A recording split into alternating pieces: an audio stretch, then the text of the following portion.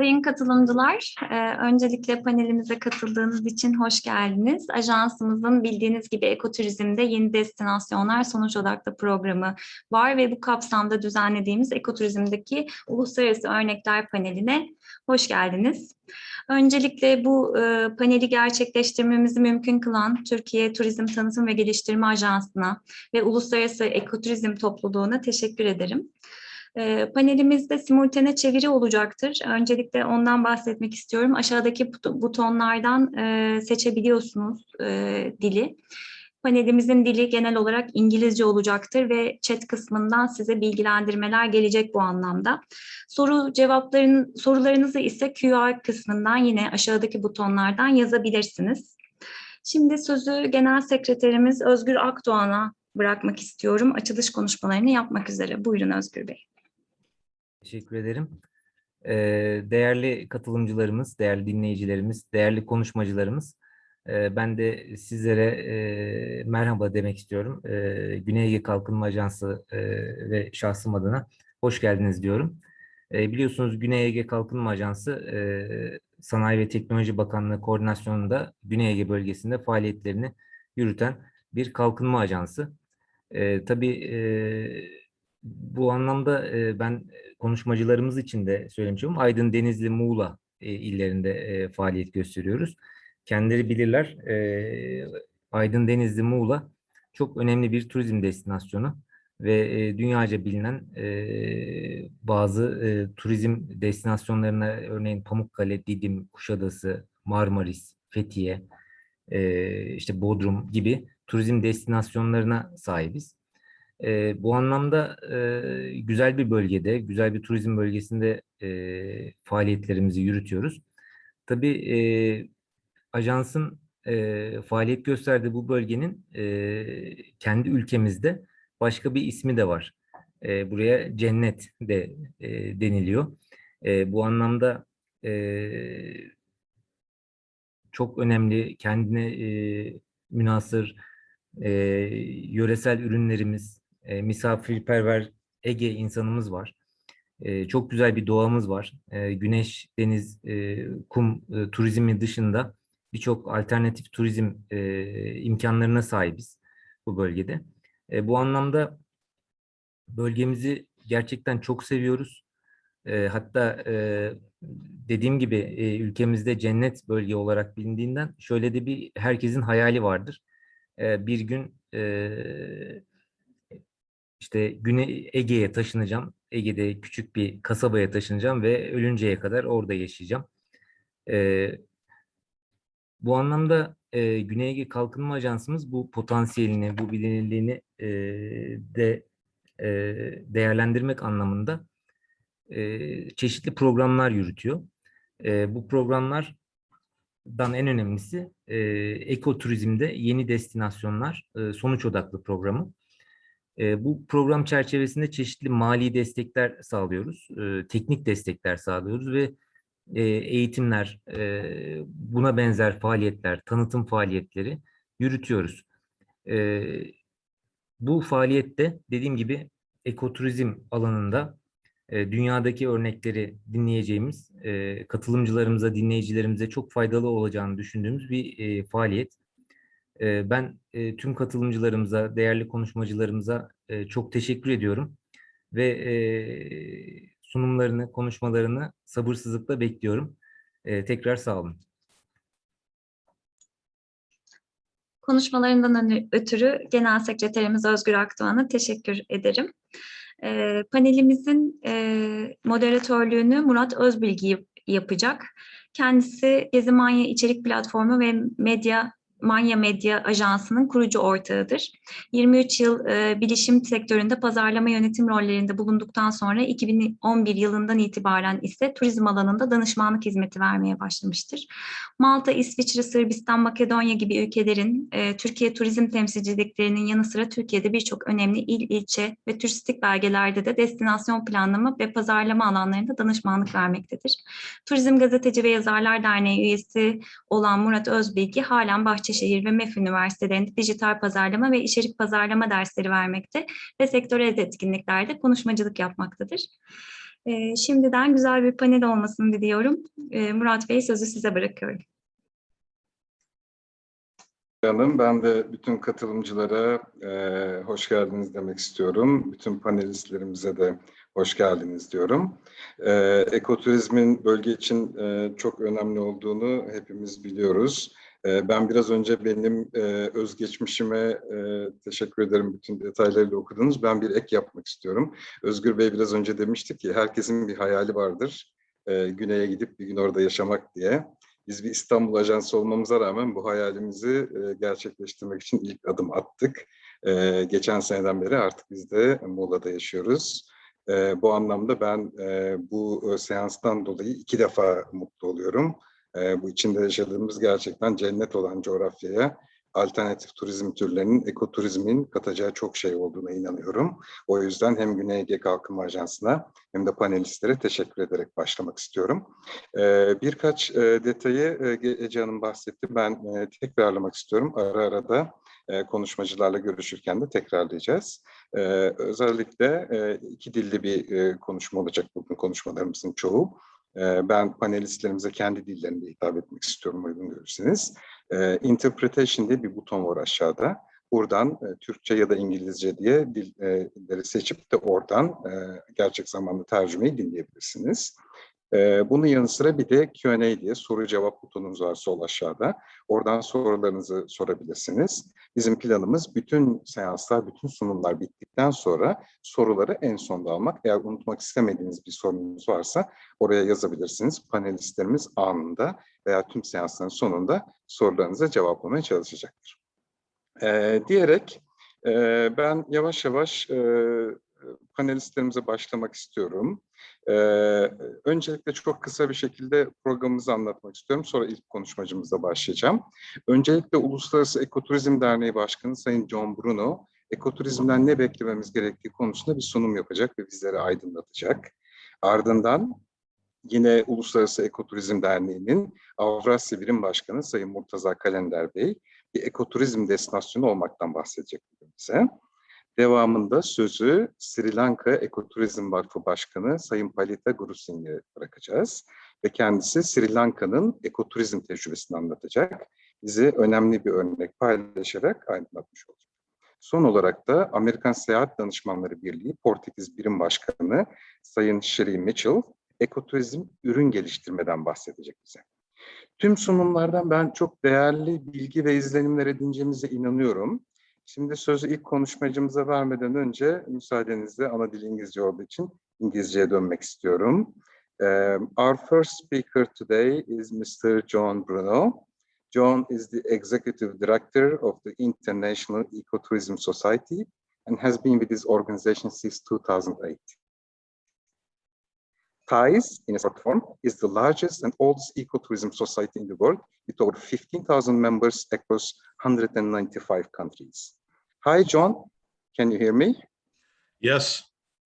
Hello. Welcome to the session. How are you today? Thank you. Good, good. Thank you. It's a beautiful day here in Muğla. I hope you're having a good day too. Yes, absolutely. So I'll end my short intro here and over to you for your presentation, please. Fantastic. Thank you. First, I want to say it's an honor to be able to speak to you today. We're finding more and more people globally that are interested in implementing sustainable tourism and ecotourism.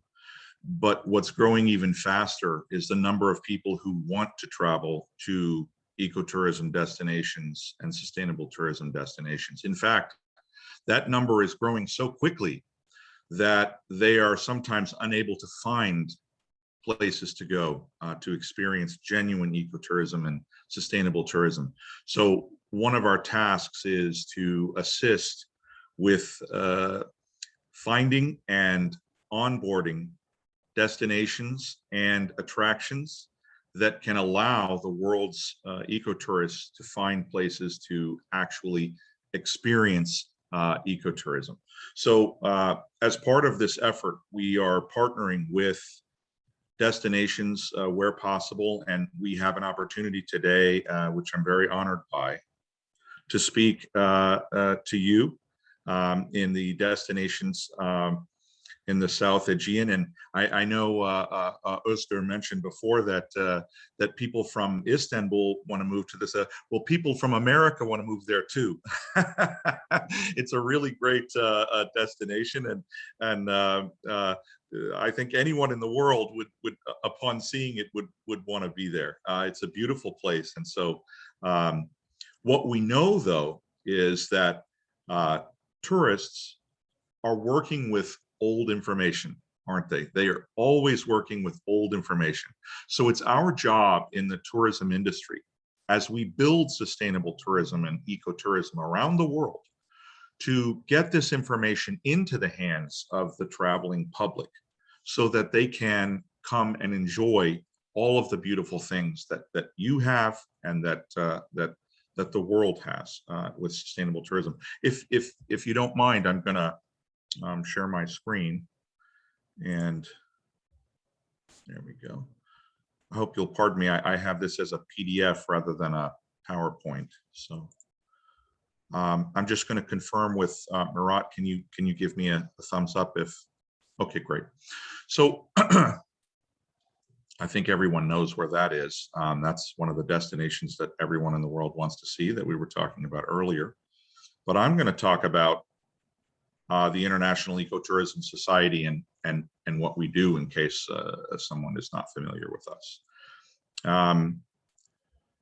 What you see there, the International Ecotourism Society defines ecotourism as responsible travel to natural areas that conserves the environment and improves the well-being of local people. That's a slightly older definition. We've since updated it a little bit, but it's basically the same.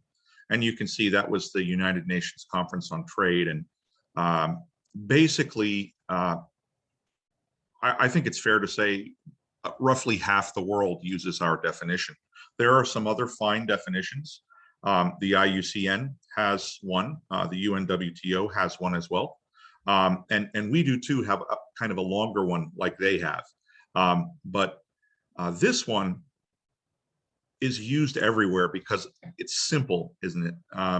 We're the oldest and largest ecotourism society, as Murat said, founded in 1990. We have over 15,000 members, and we use that figure a lot, 190 countries and territories, but now it's actually over 200. So it continues to grow. As far as I know, there are 206 countries and territories right now. It depends on what you think of as a country. I'm looking at you, South Sudan, but if you think there are 206 countries, then we have representation in over 200. So we're very widely represented. And now you can see the modern definition here: responsible travel to natural areas that conserves the environment, sustains the well-being of the local people, and involves interpretation and education. And people sometimes ask me, what does that last part mean? It's pretty easy to see what, conserves the environment means and sustains the well-being of local people. But what does interpretation and education mean? Education, as you heard Özgür mention earlier, involves not just training the destination, but the travelers, right? The travelers have to understand the importance of the ecosystems that they're interacting with. They have to understand that when they are involved, and not just traveling, because they're not expecting a product from someplace, they're actually becoming involved with the destination, aren't they? They're sharing part of themselves, and the destination is sharing part of itself with them. And that means the people, that means the ecosystems, that means all of the aspects of the destination are being shared by the traveler. So it's important that the traveler be educated whenever possible about the destination, so that they're not interpreting it, again, interpretation, through their own cultural lens or their own historical lens or their own lens of conservation. What conservation is and what traveling is has to be interpreted through the lens of the local people to genuinely experience a place.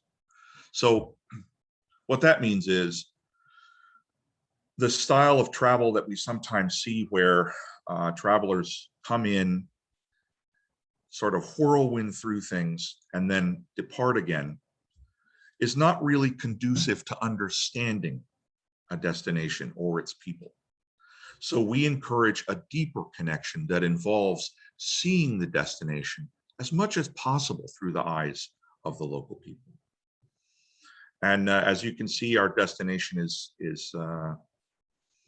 used widely around the world. It's right now there are 100 countries, over 100 actually, that are implementing ecotourism plans, and over 100 of them are influenced directly by our definition of what ecotourism is.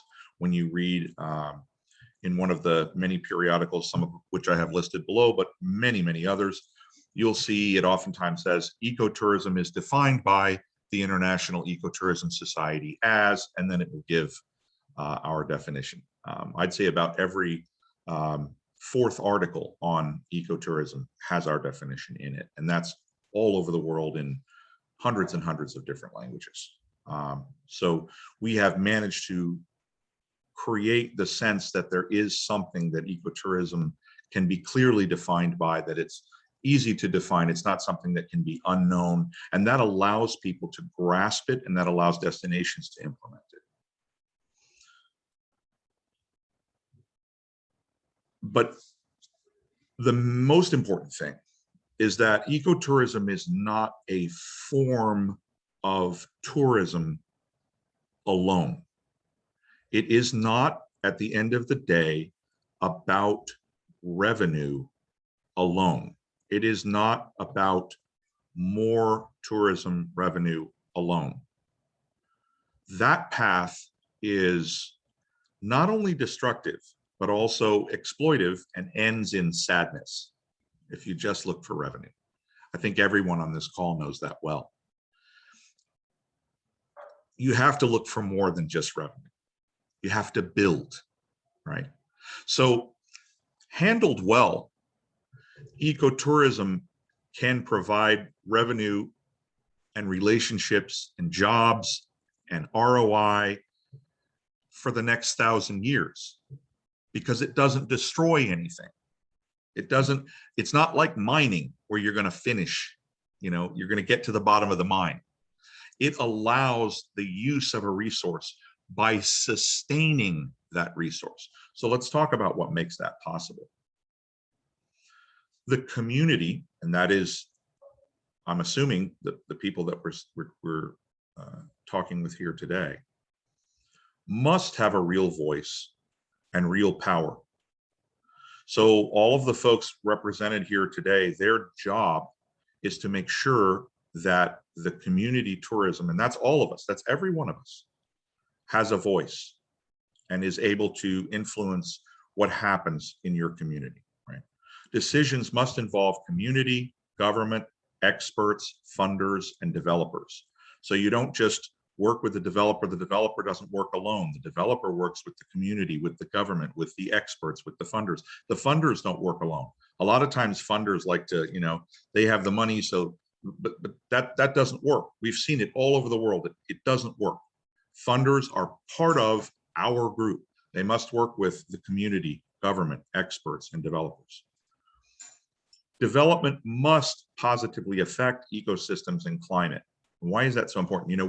We're next week at COP26, we're announcing some new initiatives like the Rainforest Collective that are working to sustain the rainforest in South America with the 9 countries in the Amazon region. And we have partnerships with several of those governments.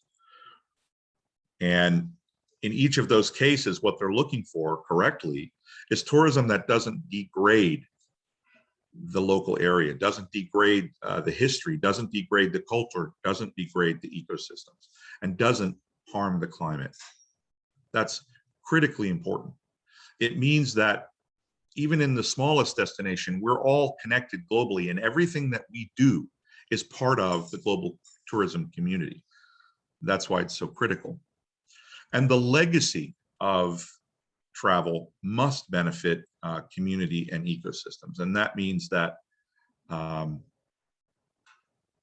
you have a net effect of tourism, when you travel, what you want to leave behind, the effect of your travel, should be positive for the community and its ecosystems.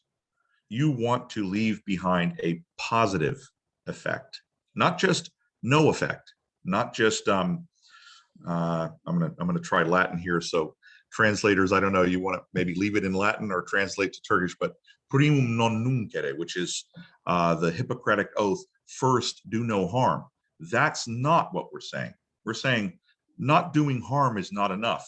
You must have a positive effect where possible. Now, I'm going to change gears on you here, and we're going to look at pre-COVID travel. Why do I say pre-COVID? Obviously, COVID massively negatively impacted the global travel business. I don't think any business has ever been impacted so greatly. Many cases, people lost 80% of their revenue. Still today, there are numerous nations that are closed and unable to accept travelers, and sometimes travelers have a lot of hindrances going in and out, and there's various vaccination rules and various types of rules to enter a country. So it's still very difficult, but nevertheless, all of our documents and all of our data and the data of a lot of organizations, global organizations that we partner with, says that ecotourism and sustainable tourism are actually more popular now. Small groups, socially distanced, outside, in nature. So people are much more eager now than they were before. Ecotourism was already the fastest growing segment of tourism, but now it's even more so. So let's look at the travel industry. And I can confidently tell you that the figures you see here will have exceeded those in 2025. So COVID will definitely make a severe impact on the travel business, but by 2025, it'll be back to being the top industry in the world. So travel is, as you can see, a rapid growth, $7.5 trillion industry, 10% of the global GDP, directly employs more than 110 million people. International travelers have tripled, and by all accounts, that's going to continue. I mean, we're looking at 2 billion people by 2025. And strong economic growth out of 19 of the last 20 years. And now we're going to have to say 19 of the last 22 years until we get beyond this very difficult time for us all. Pre-COVID ecotourism, global annual ecotourism economic impact is estimated to be anywhere between 800 billion USD by us and 1 trillion by the UN WTO. And some people say to me, well, I went online and I saw it's a $300 billion business. The important thing to understand is that the direct revenue of a business is not the only economic impact. I'm sure I don't have to explain that to anyone here, but humor me and I'll say it. The direct revenue from a business is what it makes apparently directly as ecotourism. But when a tourist travels someplace, they have a much greater economic impact than merely their arrival spend. They do other things, and those other things impact, and the services that are provided to those tourists impact, and that impact is what you see here. So ecotourism functionally is already a bigger business than some other very large industries just by itself. It employs over 11 million people directly and adds ancillary income for millions more. Ecotourism is growing from 10% to 12% on an annualized basis and is the fastest growing segment of tourism. It will also continue to be. If anything, it will grow faster. I think if you're in the tourism business, you may not have, if you think back 10 years ago, you may not have heard anything about ecotourism. Now you're hearing about it everywhere. That's not going to stop. The market share of ecotourism is around 12%. It's going to continue to grow rapidly as travel grows. It will outpace the growth of travel, which itself is already a rapidly growing industry. As I mentioned before, over 100 nations now have an ecotourism or sustainable tourism initiative nationally or at a regional level. And this is a good point, there's no other form of tourism or industry that has become so fundamental to the global economy so quickly. And that means if you try to think of anything that has allowed the type of person-to-person revenue, there have been other industries that have grown and they've had revenue aggregators, but in terms of distributing revenue around the world, there is no more efficient industry. Travelers made 10 billion visits to natural areas, increased by 30% their awareness of ecotourism and their willingness to increase payment. That's an important part, and I'm going to reference that later. Their willingness to increase payment. What that means is that ecotourists pay more. A lot of people imagine ecotourists are the guys with the backpacks, and they are. And they're an important part of tourism. Some destinations don't like them, but they come, they're the first. Now, you know, they're sort of, before maybe they didn't have a value or less of a definable value, but now, because a lot of times they take pictures and document where they go, you know, they're sort of like your marketing team. You know, those guys, they're now, you know, showing the 10,000 followers where they go and what they do. And so you're seeing that you can see them kind of as your advanced marketing team. Ecotourism is the preferred travel experience for many major conservation NGOs. So a lot of the IUCN, let's take as an example, they prefer ecotourism as their form of tourism, well-regulated ecotourism. That doesn't mean just any, you know, let's go visit nature. That means using our definition, using the definition that there has to be a positive effect, that it has to involve the government, that it has to involve experts, that it has to be well-regulated. They find that that form of tourism is actually beneficial to conservation.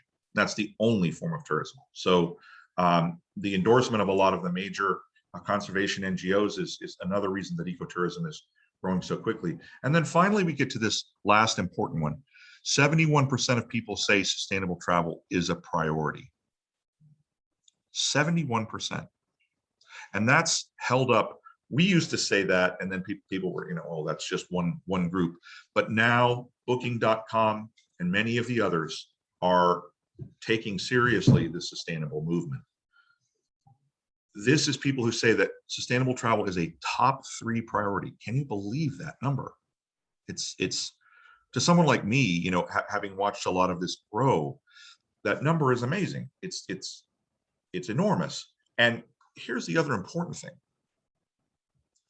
Only 10% of them say that they know where to travel sustainably or how to travel sustainably. What that means is, distilled down to dollars and cents, is that we have over $1 trillion, a trillion USD. That's 1 million times 1 million, or 1,000 times 1,000 times 1,000 times 1,000 USD of unmet demand. These are people who want to travel sustainably, want to engage in ecotourism, but don't know how. And why is that?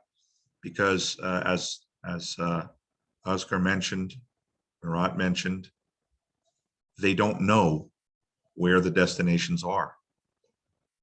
Because 10 years ago, nobody was marketing these destinations, 15 years ago, let's say. So it's our job here today and all of us and the entire sustainable tourism world to help market, to help explain to people. And you'll see some of our speakers have solved these problems in their own destinations. To understand that there are these options available. I put this slide because I want to illustrate another aspect of all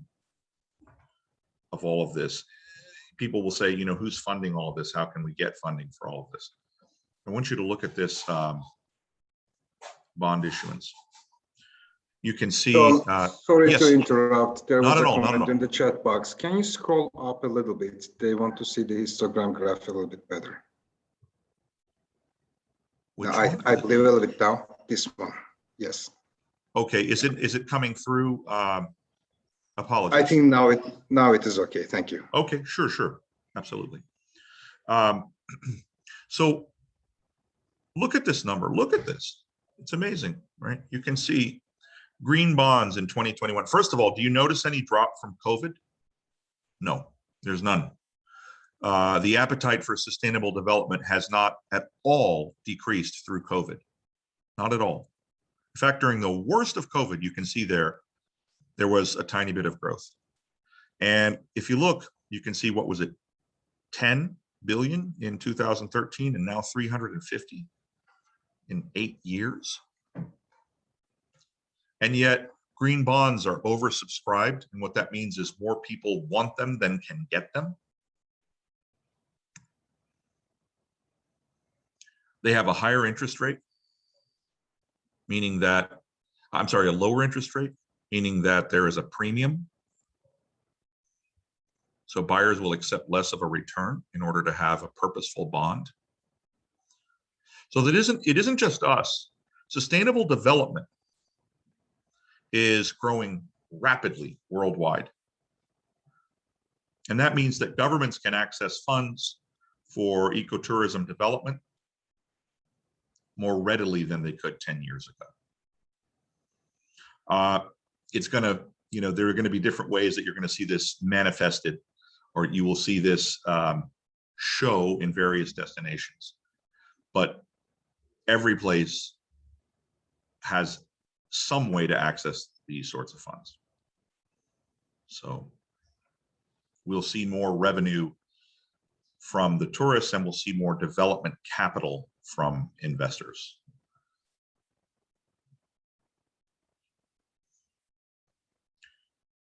I want to talk about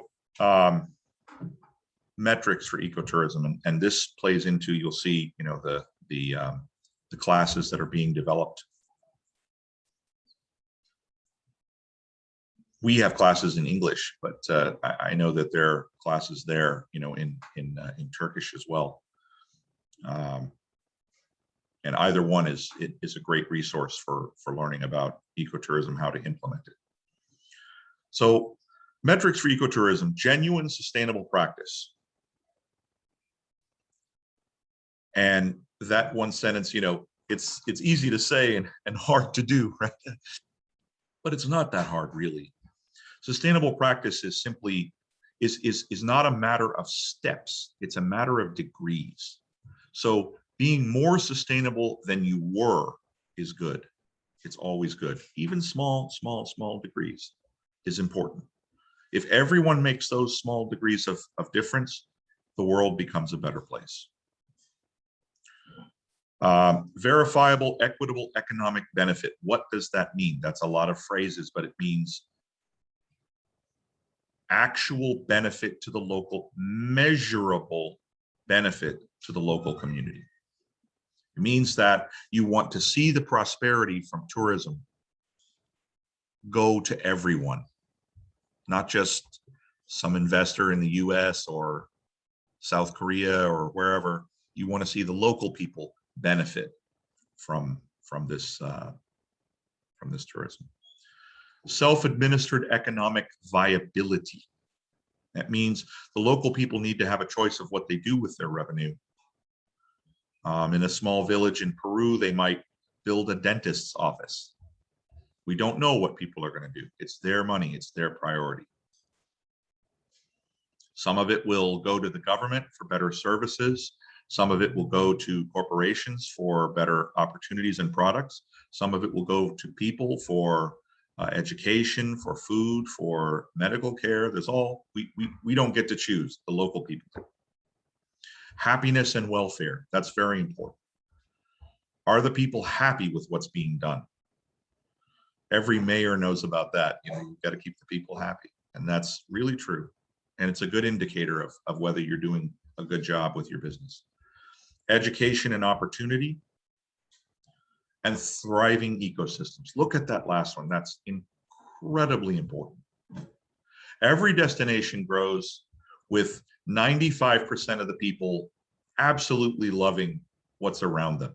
You get up in the morning and you see the trees and you see the flowers and you see the birds and you see the animals and you see the water and you see the sky, you see the mountains, you see the hills, you see the roads, you see the people, and you're happy that it's there. And then unfortunately, there are 5% of people, 1 in 20, that say, I don't care about any of that, I just want to make some money right today, right? And they don't understand that if they destroy something today, somebody else won't be able to make money tomorrow. And so helping those people to understand that the 95, the 19 and 20, love everything around them and want it to survive and want it to be there tomorrow for their children. And allowing those ecosystems to thrive. And ecosystems, that's important. It isn't just one beautiful bird. That bird depends on a lot of things. It isn't one beautiful tree. It isn't just the clean air, because that clean air depends on a lot of things. It's understanding that everything is related, and how you treat one thing oftentimes affects other things.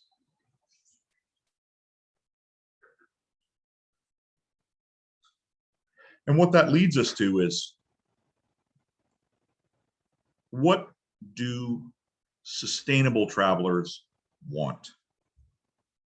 And this is, if you wanted to know, ties is okay. We do an okay job at a lot of things, but this thing we do a good job at, and that is finding out what travelers want, where they're going. We've been right about that for a long time, and I think we're very correct now. A lot of people use our information, and they're right to do so. Outdoor travel, beach, nature, ecotourism.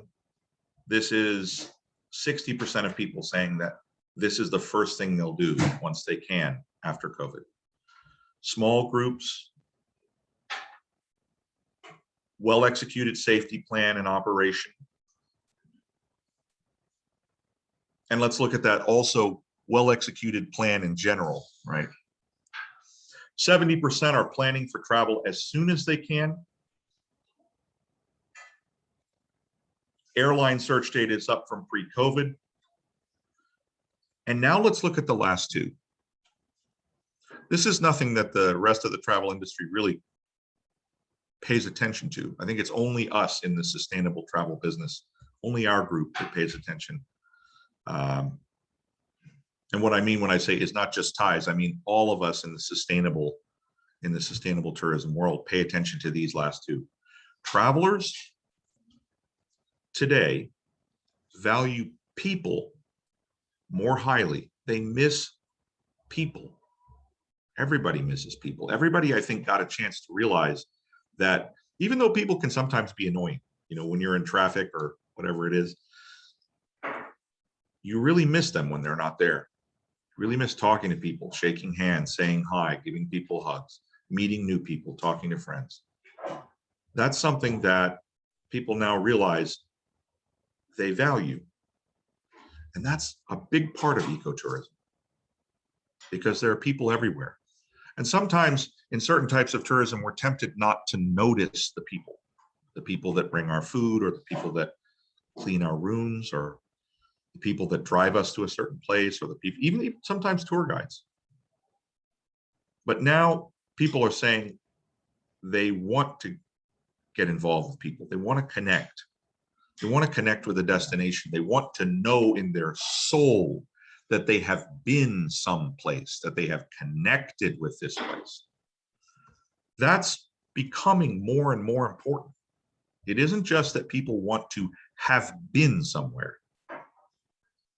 When you hear about over-tourism, you're hearing a lot of it from the destination side, but it's from the traveler side too. People are really sick of going to a place and standing like this and walking down and seeing a couple of things and eating some tourist food and then leaving. What they want to do now is they want to remember. They want to connect. Nothing helps people remember and hold on to a memory than a genuine connection with a destination or with its people. That's important. And I think sometimes in some destinations, there's the sense that, oh, you know, Americans won't want to connect with us, or Germans won't want to connect with us, or Chinese won't. That's not true. The opposite is true. People do want to connect. They do want to know. And I think both the destination and the travelers, they find when they connect that suddenly life is a much more beautiful place. It goes from, you know, black and white to color, 2D, 2-dimension to 3-dimension all of a sudden. And why that's important is because the profile of the eco-traveler is the best traveler that there is. People say, oh, well, what about luxury travelers? Don't they spend more money? They do. But they also cost a lot more. They demand a lot more infrastructure. They demand a lot more services. They demand a lot more in terms of, am I saying, is, you know, John Bruno of the International Ecotourism Society said luxury travelers were bad. I'm not saying that at all. Not at all. I'm saying it's a different kind of travel. And are there luxury ecotourism travelers? Yes, there are. Absolutely, there are. Those two worlds can definitely overlap. But the great thing about eco-travelers is that they are not people who demand a certain infrastructure, because they're looking for authenticity. So they have a very high average spend. In fact, in Costa Rica, which is very much a sustainable tourism destination and famous for it, they have the highest average spend in South America, and actually an average spend that's higher than many European destinations. And they have 25% of their land protected, you know, so that whole thing about protecting land hurts tourism. It doesn't. Respectful, law-abiding, and clean, because they don't litter, they don't leave garbage everywhere. They're respectful because they're respectful of customs, history, and tradition. They appreciate being allowed to share those things. I'm sure, you know, Murtaza can expand on this, he being the most experienced among us all about how travelers think, but eco-travelers search for experience, not deals. So they're not looking for the very cheapest this and, oh, I can go there for the cheapest that. They're looking for the chance to experience something, to enjoy something, to be part of something. So money is less important. The experience is more important. Meaning that, you know, if you can provide those experiences, you get a higher average spend, which is good for everybody if the rest of the things are met. If we're taking care of the ecosystem, if we're taking care of the community, if we're not harming our culture and our traditions and our monuments and our history and our infrastructure, then revenue is good, right? They're more careful of the environment and ecosystems. That's absolutely true. So if you have fragile ecosystems that are important to your destination, and I know you do, you're going to want sustainable travelers because they're not going to destroy it, your home, right? So that's important. And the last is sort of a new thing, high social media use and promotion, because they're proud of themselves, and justifiably so. They should be proud of themselves. They're proud that they're taking care of the world. So the net result is that they share a lot of things, and they show people what they've done and what they're doing, and that they're helping, and that they're part of a community. It's very important to them. It's way more important than maybe a lot of people think. And they're proud of that, so they share it. And it becomes, as I said, marketing for you. The advantages of ecotourism: low cost to implement, no required infrastructure, small operators, small groups, mostly self-financed, although I don't want to say this to the now, you know, there's, as I said, more capital available, so you don't have to self-finance as much, but you can. The revenue remains in the country, responsive and rapid development. So when there's a new thing or a new way that things, you'll see these people spring up very quickly. Travelers don't require luxury. And to talk about what I said before, it's the first ROI, right? They come in and they give you the revenue to build. If you want luxury, if you want to build a luxury development, A lot of times the investment for that will come after they see that there's a healthy tourist economy already in place. Then somebody will put a luxury development. So this is a good way to create that. The travelers spend more. So, you know, that's always excellent. Ecotourism return on investment creates a strong indirect value. And what that means is that, as I spoke about before, the additional spend, the additional ancillary income, the ancillary effect on the community, since so much revenue stays in the community, is very strong.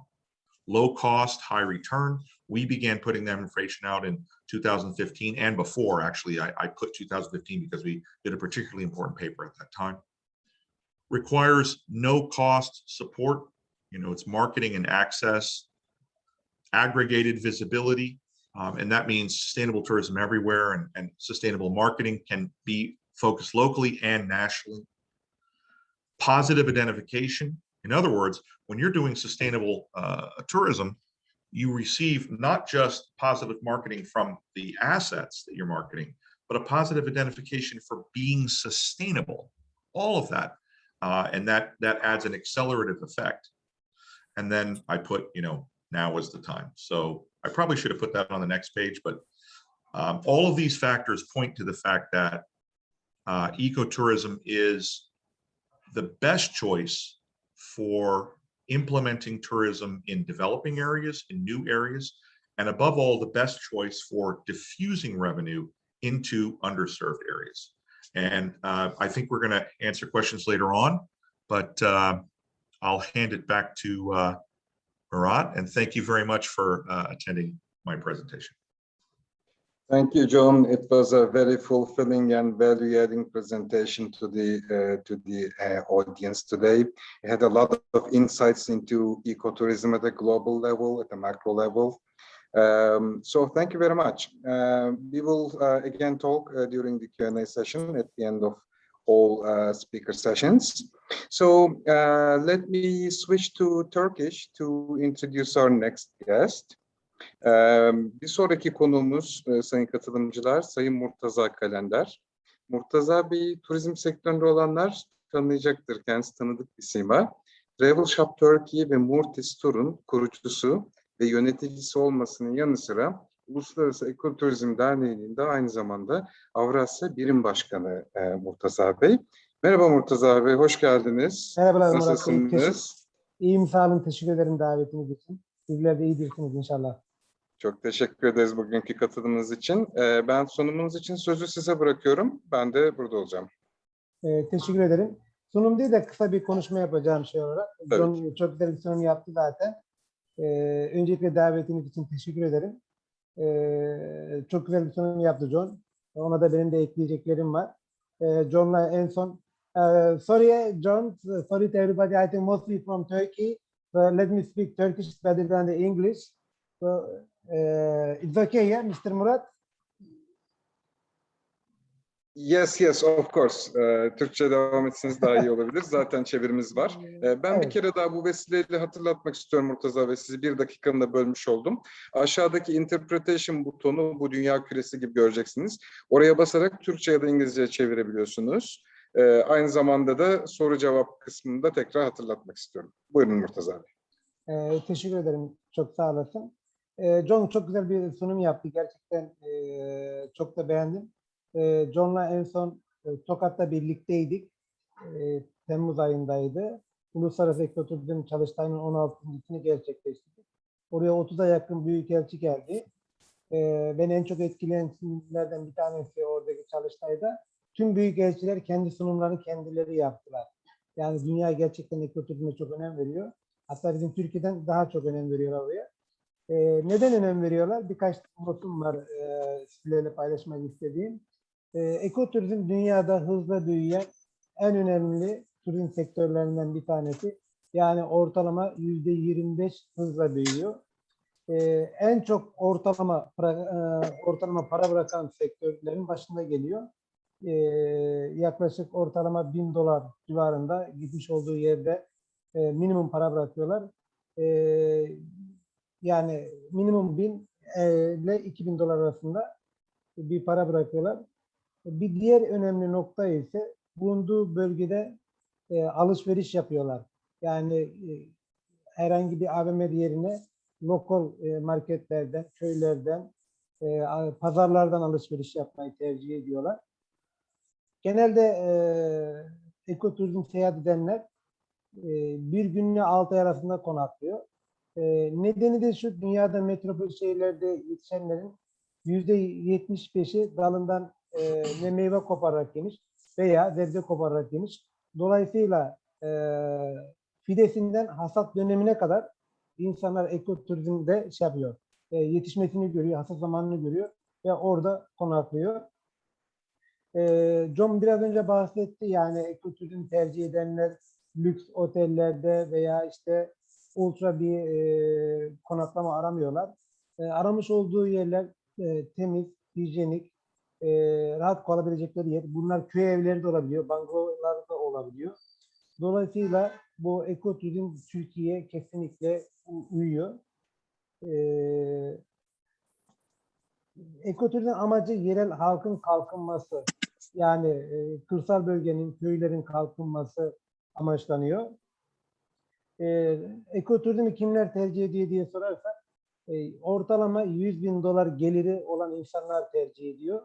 Çünkü bu 100 bin dolar geliri olan insanlar yeteri kadar daha önceden deniz, kum, güneş görmüşler veya mutlaka denize sıfır evleri veya villaları olan insanlar artık belli bir yaşa gelinden sonra, yani 40 yaş üzeri insanlar tercih ediyor. Artık doğayla iç içe olmak istiyor. Dalından meyve kopararak, sebze kopararak yemek istiyor. Biz burada Tokat'taki yapmış olduğumuz etkinlikte ekoloji ile gastronomiyi birleştirmiştik. Çünkü aslında ikisi birbirine çok paralel. Yani mutlaka entegre edilmeli. Ben bunu şöyle tarif ediyorum. Diyorum ki elmayı dalından kopardığınız zaman ekolojik, bunu yerseniz gastronomi oluyor. Eğer domatesi, biberi bahçeden topladığımız zaman ekolojik, bunu menemen yaptığımız zaman gastronomi oluyor. Dolayısıyla her ikisini paralel bir şekilde yaparsak hem o ülkenin gastronomisi gelişmiş oluyor, ekoturizmi gelişmiş oluyor, kültürü gelişmiş oluyor. Yani demode olmuyor. Hem kültürünü yaşatıyorsunuz, tarihini yaşatıyorsunuz ve meyvesini, sebzesini dünyaya tanıtmış olabiliyorsunuz. Bu anlamda da biz bundan sonraki projelerimizde de mutlaka gastronomiyi de katmak istiyoruz. Şey olarak. Ekoturizmin bir diğer özelliği ise 12 aya yayılması. Biliyorsunuz Türkiye'deki turizmimiz özellikle şu anda bulunmuş olduğumuz Ege ve Akdeniz'de, özellikle Güney Ege'de turizm yani 6 ay ile 8 ay arasında 10 aya çıkarmaya çalışabilir. Oysa Güney Ege'de turizm kesinlikle 12 aya yayılabilir. Bunu da çeşitlendirerek, bunların başında da ekoturizm geliyor, gastronomi geliyor, kültür turları geliyor.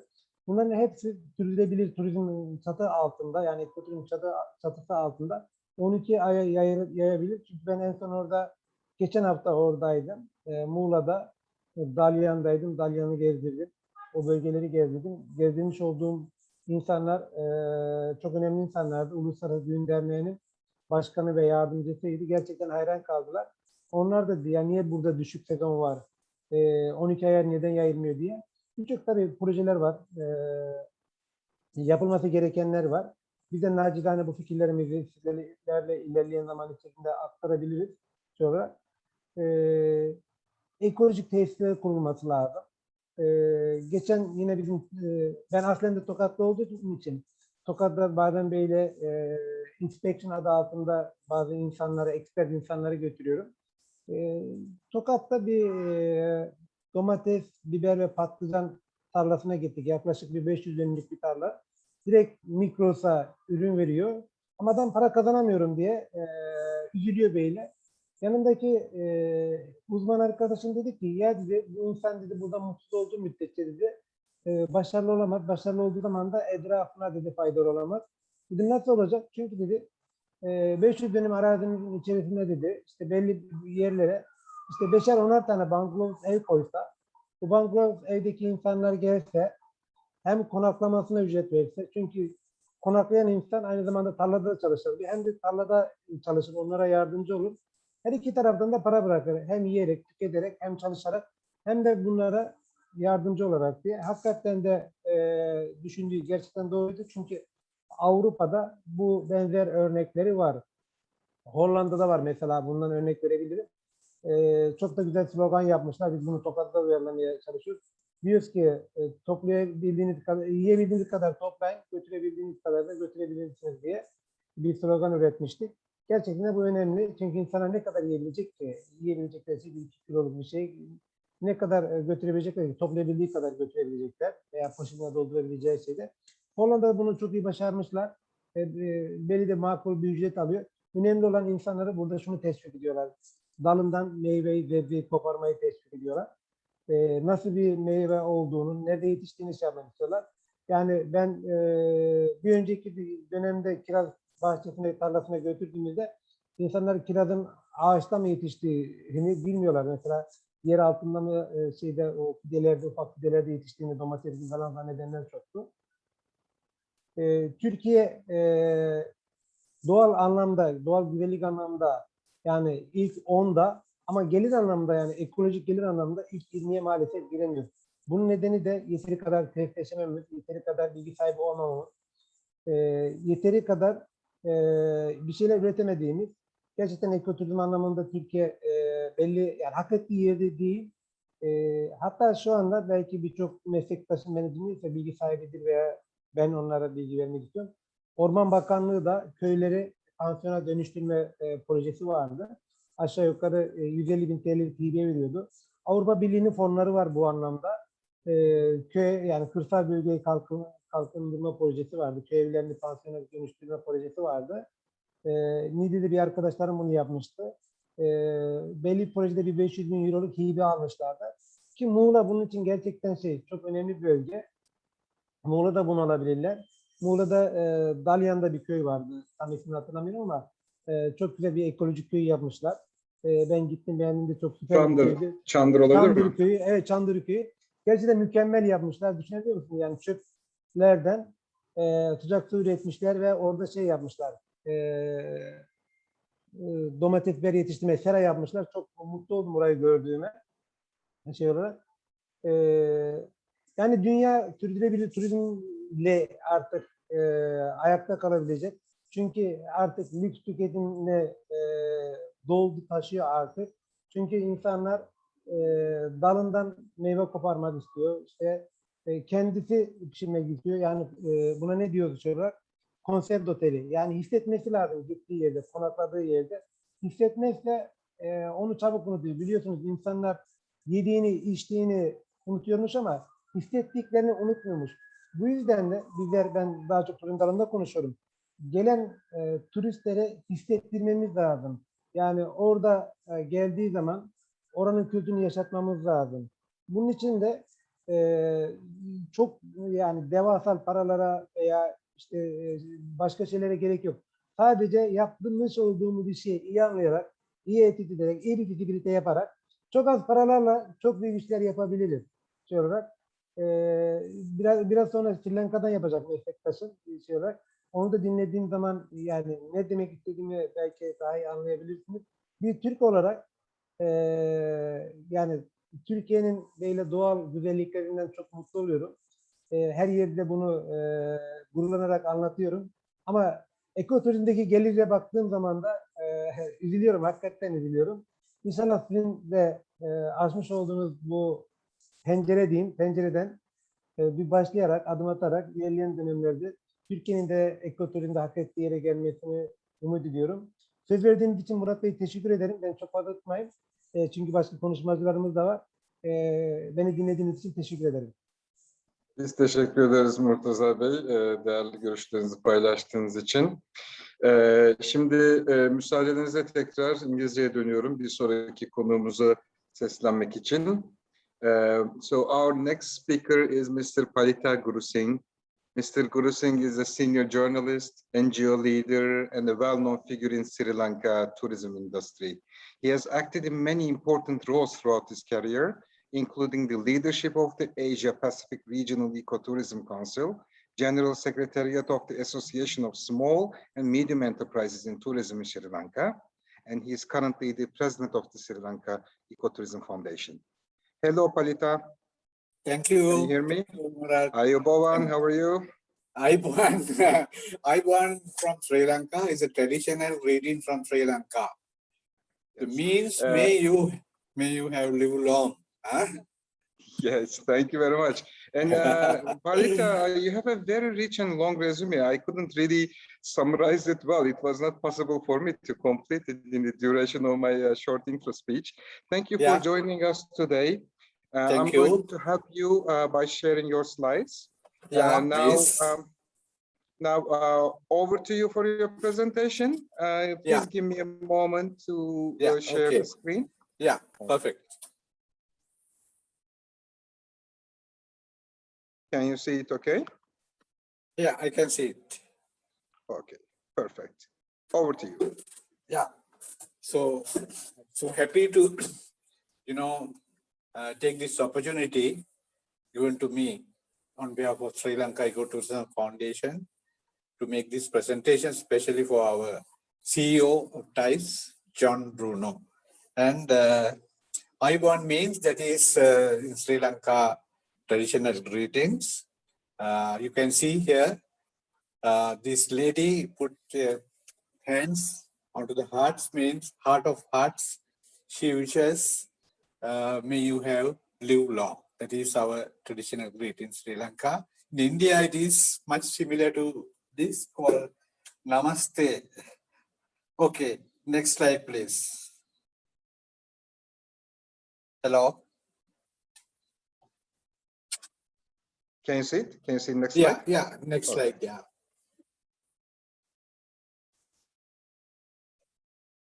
Okay, already I think Murad has given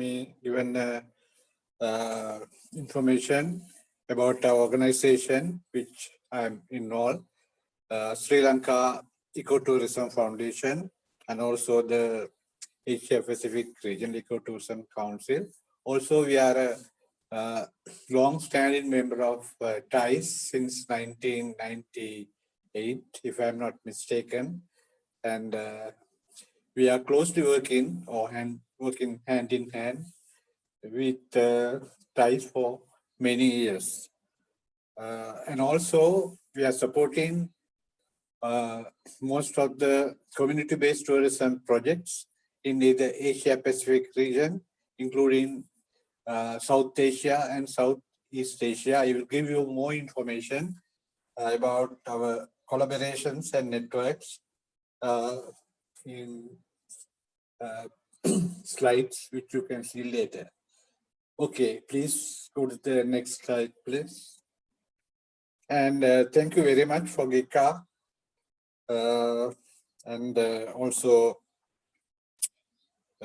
Southern Aegean Ecotourism organization giving us this opportunity.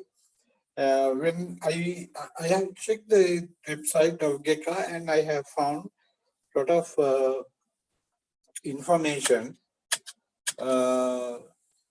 maybe very much similar to that of Sri Lanka. Now they already have present initiated program presenting local life and historical heritage as a tourist experience, increasing of income levels in rural areas, building institutional capacity, conduct online ecotourism awareness programs. So these information, which I found in their insight, please to note that GECA has already taken so many important initiatives to promote their ecotourism products on the following fields, much similar to that of activities promoted by us in Sri Lanka also.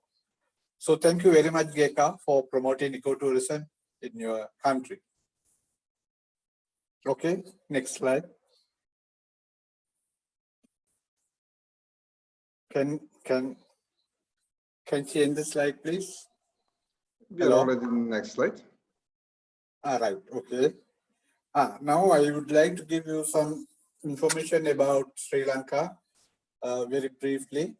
As you know, Sri Lanka is an island nation located almost in the center of Indian Ocean, known to the world as Pearl of the Indian Ocean. Some important facts of Sri Lanka. You can see here the map of Sri Lanka geographical location. It's very close to our neighbor, India, separated from a small maritime corridor called Port Strait, just 35 kilometers from the distance from South India and Sri Lanka. Okay, then I will give you some basic information, a profile of ethnic distribution, religious and percentage, etc. Sri Lanka, the natives called Sinhalese, 74%, Tamil, South Indian origin, 18%, Muslims, Arabs, who came to Sri Lanka many centuries ago, and the Eurasians, the descendants of the colonial people like Portuguese, Dutch, and British. And the Buddhist covers the 70% of the total population, the religious tribes, Hinduism 16, Muslims 6, and Christianity 7. So we are a multi-religious, multi-ethnic country and live in religious and ethnic harmony. Okay. Sri Lanka is called the nature's gift to the world because many explorers and seafarers like Marco Polo, Pa Hien, Yun San, the Chinese explorers, traders like Arabs, invaders like Portuguese, Dutch, and British, who landed in Sri Lanka, had fallen in love with our beautiful island. Most of them settled down in Sri Lanka, and later they were Ceylonized, although they are from England or they are from Netherlands or maybe from Brisbane. When they came to Sri Lanka as invaders also, they Ceylonized, and many travelers who arrived Sri Lanka over the centuries had described Sri Lanka, popularly known as the Pearl of the Indian Ocean. According to these explorers, Sri Lanka is one of the most beautiful islands in the world. The reason being that within its 65,610 square kilometers of its landmass, the diversity of topography and the land form is truly amazing. Traveling from north to south or west to east, one encounters wide plains, high mountains, gentle slopes, and steep precipices, white sandy beaches, sand dunes, green forested hills, scrublands, grassland, and semi-arid areas, and many, which are important components of ecotourism. Okay. Sri Lanka is a global biodiversity hotspot. Along with the Western Ghats of South India, constitutes one of the 25 biodiversity hotspots of the world. The biodiversity unit area, 10,000 square feet, which is considered to be the highest in Asia. UNESCO World Heritage, there are 8 UNESCO World Heritage Sites. Although Sri Lanka is a small island of 65,610 square kilometers, it's amazing to have 8 UNESCO World Heritage Sites. We have 5 cultural, historical, and archaeological sites, some of dating back to well over 2,500 years. And there are 3 virgin natural sites, also very much important to promote ecotourism in Sri Lanka. So about ecotourism, John gave very, very interesting and detailed description about the concept of ecotourism, or popularly known as ecological tourism, which is a new dimension of the global tourism industry, in which selected sites and the locations and sometimes entire geographical zones are preserved for people to visit and appreciate them in their pristine natural beauty. And about the definitions of ecotourism, I think as John explained, in many countries, including Sri Lanka, the definition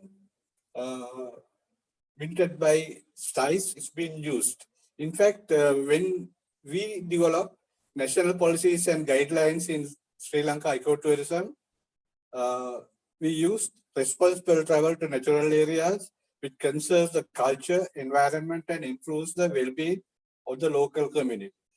By adhering to the principles, STICE promotes sustainable tourism and responsible travel around the globe. I think this is a very, sorry, this is a very common definition now.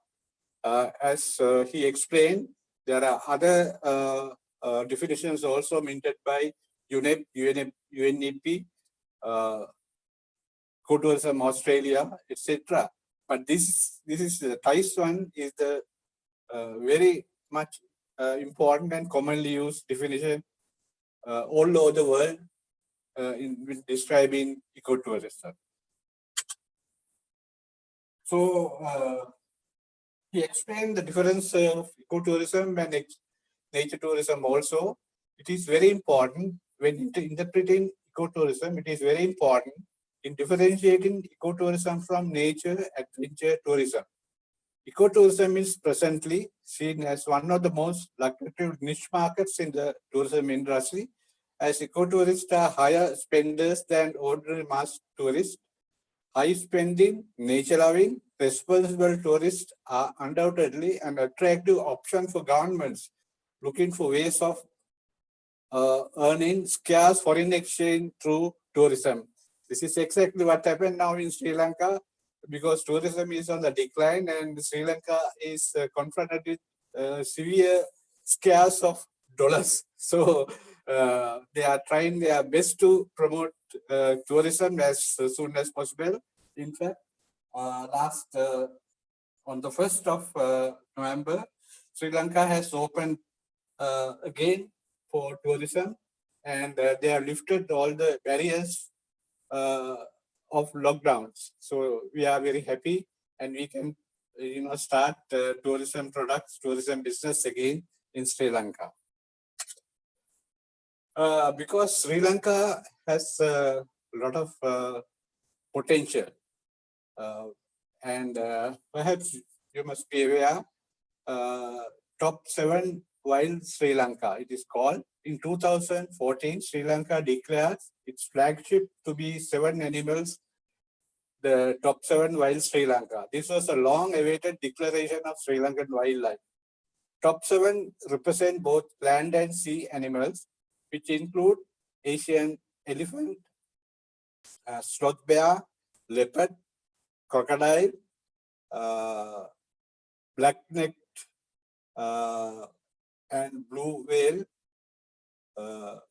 etc. These are the very important wildlife resources in Sri Lanka that helps to promote ecotourism. Add to this list, Sri Lanka also have very nice beaches, well over 1,600 kilometers with warm ocean waters, replete with coral reef, brilliantly colored fish and shipwrecks, a diverse marine mammal fauna, including whales, dolphins, and the elusive dugong, many species of seabirds, which are the best ingredients of marine ecotourism. So these are all very important to promote ecotourism in Sri Lanka. Since 2003, Sri Lanka tourism has developed many national strategies, action plans for ecotourism, including national policies and guidelines associated with Sri Lanka Ecotourism Foundation. These are the cornerstones of developing ecotourism in Sri Lanka, because without national policies, strategic action plans, a country cannot develop positive ecotourism product, because otherwise the ecotourism developers may abuse the word ecotourism if we don't have a national policies and guidelines. So that is very important. When Sri Lanka Ecotourism Foundation established 23 years ago, our main priority was to develop community-based tourism, CBTs. I think it is the most important component of ecotourism, supporting the community, and position Sri Lanka as a sustainable tourism destination in the Asia Pacific region. So the SLA is happy to be the pioneers in introducing CBT concepts to Sri Lanka tourism. However, the journey through past years in developing CBT destinations in Sri Lanka were not always successful due to various challenges. However, SLEF, Sri Lanka Ecotourism Foundation, was able to establish many CBTs, but there were success and failed stories, mainly due to lack of support received from the government and the state tourism authorities, and the conflicts of interest amongst the community themselves. Sometimes the community has their own, especially the community leaders have their own personal agendas, so the conflicts are arising. And because of that also, some projects are not were not successful. So this is very important. The issues and challenges Sri Lanka ecotourism confronted when developing community-based tourism projects in Sri Lanka. I think these are very common, not only for Sri Lanka, but also for Asia Pacific region, because I have worked with a lot of organizations of ecotourism in South Asia, Southeast Asia, and Indo-China. Most of the following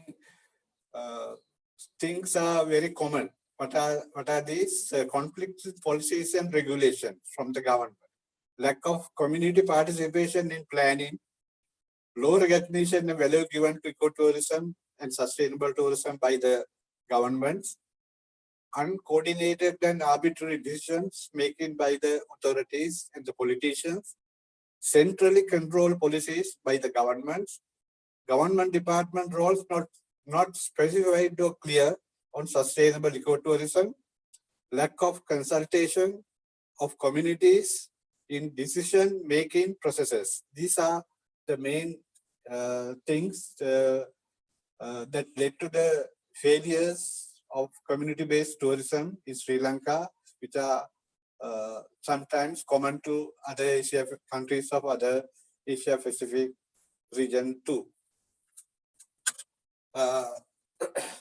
Sri Lanka, destination for nature, adventure, and ecotourism. So Sri Lanka is traditionally a mainstream tourism destination, largely attracted visitors from Western generating markets.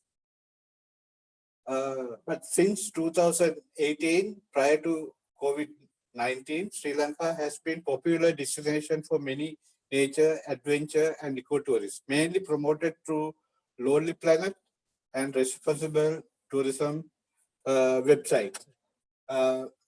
However, revisiting the tourism products and focusing on sustainable ecotourism, especially aftermath of COVID-19, most countries in the world are revisiting their tourism products, including Sri Lanka, and focusing on sustainable and ecotourism as an alternative to mass tourism. This is very important for us as Sri Lankans. We are a developing country. As described above, ecotourism focuses on environmentally friendly, low impact, small scale tourism. This is the exactly that we need currently to promote tourism in Sri Lanka due to some reasons, especially coronavirus 19 pandemic is the most severe global crisis since World War II. COVID-19 restrictions have effectively stopped economies around the world, and global economies are expected to enter the recession in 2022. Global tourism has been the worst affected of all major economic sectors. Tourism and COVID-19 pandemic I have highlighted some areas in red. It is needless to mention that COVID-19 pandemic has created an unforeseen huge disaster by collapsing the already recovered Sri Lanka tourism product after the Easter Sunday terror attack on 21st April 2019.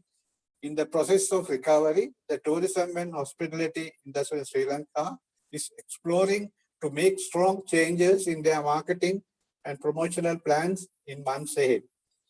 What are these? When developing tourism resilience plans or any other recovery plans of Sri Lanka, tourism industry should anticipate drastic changes in the thinking pattern of international tourists centered on their safety and well-being. Therefore, the tourism industry will have to expect drastic changes in meeting the tourism behavior. These are the important steps taken by Sri Lanka in developing tourism resilience recovery plans. National Tourism Organization in Sri Lanka and the tourism stakeholders are looking possible alternatives to incorporate the above previous, which I explained in previous slide, into their strategic action plans. The global tourism organizations such as UN, WTO, WCC, PATA, UNESCO also opened up discussions and interactions with tourism stakeholders on which directions the future global tourism should move forward. On the face of COVID-19 pandemic, a country like Sri Lanka has also an opportunity to use this pandemic disaster as a platform to redesign and redirect its tourism product. Sri Lanka tourism future. This is very important. That is why I highlighted this in green. In the years ahead and assessing the current situation, Sri Lanka cannot expect billions of tourists to visit Sri Lanka in big groups. This is traditionally what Sri Lanka tourism is, to operate mainstream tours consist of big groups. So I think as a tour operator and as a tourism activist, in future in Sri Lanka cannot do these things because of the pandemic situation. Future tourists, both Western Europe and the Asia Pacific region, would prefer to travel in small groups. That is what we experience. Maybe 5 to 7, similar to that of FITs, free individual travelers. They will take extra care on their health, safety, wellness while traveling, and certainly would think of avoiding traveling in big coaches and visiting crowded tourism sites. That is what happened in Sri Lanka now. Only these days, only Indians are coming to Sri Lanka in small groups and stay under quarantine for 14 days, and they are flying to another country, not to India. When it comes to accommodation, they would prefer to stay in locally owned small scale accommodations such as ecolodges, camping, nature cabanas, homestays, small hotels, etc.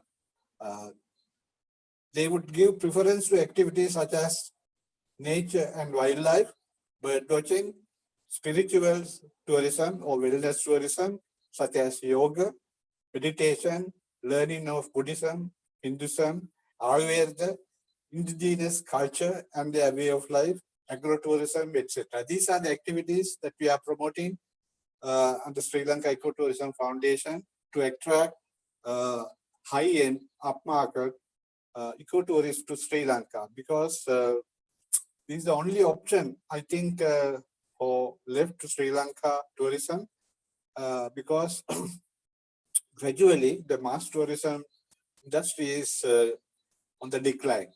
So it's a very good opportunity for ecotourism activists in Sri Lanka to develop traditional systems like new activities like Ayurveda, the indigenous culture, which I explained before. When it comes to food, they would much prefer to have local cuisine and traditional organic foods. These tourists belong to the category of responsible tourists or ecotourists who are respecting the nature, culture, biodiversity, and community benefits when visiting their travel destination. These kind of tourists are called ecotourists, and Sri Lanka tourism also now thinking promote these sort of tourists to Sri Lanka. Based on the above assessment, we have developed and promoted a lot of small-scale eco-friendly properties, mainly through the community-based ecotourism projects to attract future ecotourists to Sri Lanka. This is our current activities. Yes, we are also supporting, apart from Sri Lanka, we are supporting to establish CBTs in Asia Pacific region, mainly in South Asia, in collaboration with South Asia Women's Network, SON, because India has a lot of opportunities to promote ecotourism, sustainable development, and gender empowerment in South Asia, rural tourism based on social enterprise project. Some projects you can see here in this slide, mainly sustainable development and gender empowerment in South Asia, a rural tourism based social enterprise project, South Asia, promoted by South Asia Women's Network, is called SON, and SON network is supported by SAC organization, closely working with promoting sustainable tourism destination in the SAC region, in association with South Asia Women's Network, based in Delhi. Currently, SON is helping to develop CBTs in Afghanistan, Bangladesh, Bhutan, Myanmar, Maldives, Nepal, Pakistan, and Sri Lanka, under the guidelines set up and assistance offered by the SON and partly funded by the South Asia Development Fund. SON vision is to achieve sustainable development for South Asia through an integrated approach, incorporating the centrality of women's agency, voice, participation, and leadership in every aspect of sustainable development. So, I explained the situation of Sri Lanka and South Asia. Now, recently, as I explained to you, the new ecotourism programs which we have initiated to attract upmarket tourists to Sri Lanka. We are supported by UNDP also and CHEF, Global Environmental Facility. We recently, during the corona pandemic, we had developed some ESC projects in Sri Lanka, the latest CBT supported by the SLFP. ESA mean environmental sensitive area, which are the habitat located in outside the protected areas, enhancing biodiversity conservation and sustenance of ecosystem services in environmentally sensitive area. These projects are funded by Global Environment Facility and implemented by Ministry of Environment in Sri Lanka with the technical support from UNDP. The main objective of the ESC projects are community-based sustainable tourism, ecotourism destination that promotes conservation of natural, historically built environment while supporting the livelihood of the neighboring villages and the community. Promotion of diverse alternative concepts of tourism such as community-based ecotourism, historic and cultural and heritage tourism to capitalize socio-cultural and environmental resources of the sustainable development and minimize the negative impacts and maximizing positive impacts which improving the tourist experience. So we are working, the Sri Lanka Ecotourism Foundation working as the expert, providing expert facilities to develop business and marketing plan and develop the marketing and business modality for the project as ecotourism consultant. Here are some main objectives and strategies. So you can see: generate sustainable and equal economic opportunities, ensure inclusive growth, raise funding for conservation, enhance the value of resources, attract wide participation of stakeholders, conserve natural and historical built environment. So these are the main objects of the ESC projects which we have initiated in Sri Lanka to support ecotourism. This is part and parcel of ecotourism programs which we have initiated with the support of the Ministry of Tourism and also the international organization like UNDP and JEF. Here, training programs conducted by the Institute on capacity building, like GECA is doing, of the Community Activity UNDP project. During the COVID, we have been not permitted to, Sri Lanka has not been permitted to assemble more than 10 people, but we got a special permission from the government to conduct training programs in the ESC project. Here are some photos on the training sessions conducted by SLP amidst the COVID threat. This is the project of ESC project visitor center, and the bird watching experts are training these guides, young girls and boys, to take the visitors, photos around the ESC project. They are very interested, and without training, I think that ecotourists cannot get a good idea about the destination where they are visiting. So thanks a lot for all of you and giving us official special thanks to Mr. John Bruno, CEO TICE, and the sponsors of this webinar in a wonderful opportunity. I think we must, the Sri Lanka Ecotourism Foundation should thank GECA and the Republic of Turkey, Ministry of Industry and Technology, and the Southern Aegean Ecotourism program. So once again, thank you very much, and wish you all the best. Thanks. Thank you, Palita. Bomo istuti. Have a wonderful day. Bomo istuti, yeah. You know Sinhala, huh? A little bit. Very good. Okay, thank you very much. So our next speaker joins us from, are you in Portugal today, Sherry? Yes, I am in Portugal. Welcome, Perfect. Greetings from Lisbon. Hello to Lisbon from Muğla then. So let me introduce you briefly, and I'll leave the rest to you, please.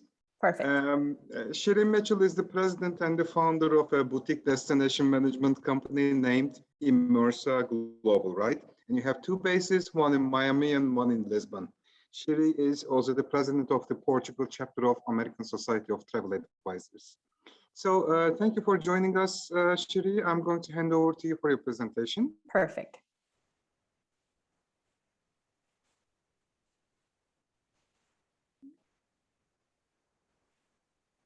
Please let me know if you can see my screen.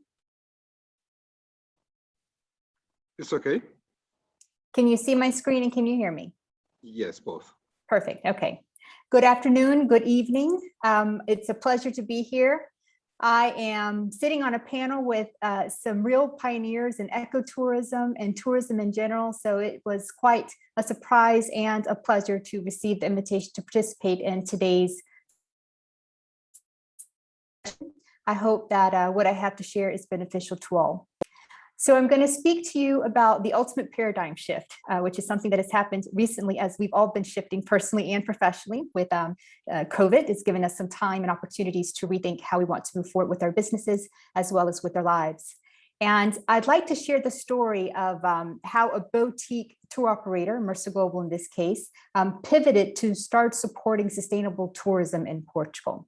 Now, this is not a perfect process. I will give you the details of how this has occurred and also welcome your feedback and your questions at the end of today's session. So as was mentioned during the introduction, I'm representing two different roles here. I'm the president and founder of Mercer Global, which is a boutique tour operator and destination management company specializing in Portugal. And I also have the pleasure of representing ASTA in Portugal.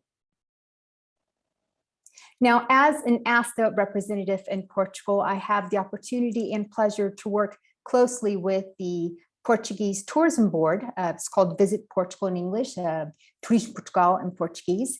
And I am often invited to represent the tourism board in conferences and events. And I'm also invited to give feedback on the American market, which is what I specialize in here in Europe. And I give feedback on what's going on or what are some of the travel trends and within the American market with the tourism board. So I'm happy to share Portugal's vision for how they plan to use tourism moving forward, presently and moving forward. They want tourism to affirm tourism as a hub for economic, social, and environmental development throughout the territory, positioning Portugal as one of the most competitive and sustainable tourism destinations in the world. And once again, this comes directly from the National Tourism Board of Portugal.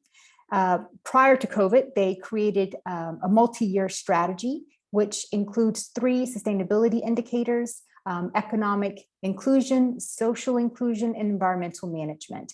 And if you're interested in learning more about this, you can find the information on Visit Portugal's website. Right now, it's currently in Portuguese. You could also visit the link below this image here, where you will find about a 3-minute video in English, also produced by the Tourism Board of Portugal, that describes their national tourism strategy with a lot of language regarding sustainable tourism within Portugal. Now I'm going to switch roles and we're going to move to Mercer Global, which would be the bulk of what I'm going to talk to you all about today. Again, it's a boutique DMC and tour operator. We have an office in Miami, which is where we are originally from, and we now have an office over the past 4 years in Lisbon. We work B2B and B2C. We specialize in FIT clients in small groups up to about 18 passengers. And we tailor-make single day and multi-day programs for our clients, specializing in one of the following 4 categories. We started as a premier culinary tourism specialist in Portugal back in 2015. Now, before we talk about how we have pivoted to start supporting sustainability in Portugal, it's important for you to understand the client profile that we work with. We work with high net worth North Americans, mainly from the United States.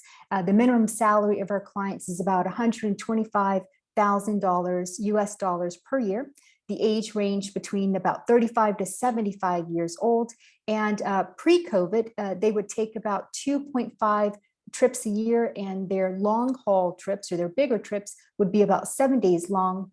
And the price point for the majority of these programs is $4,500 US dollars per person, double occupancy, and this does not include airfare.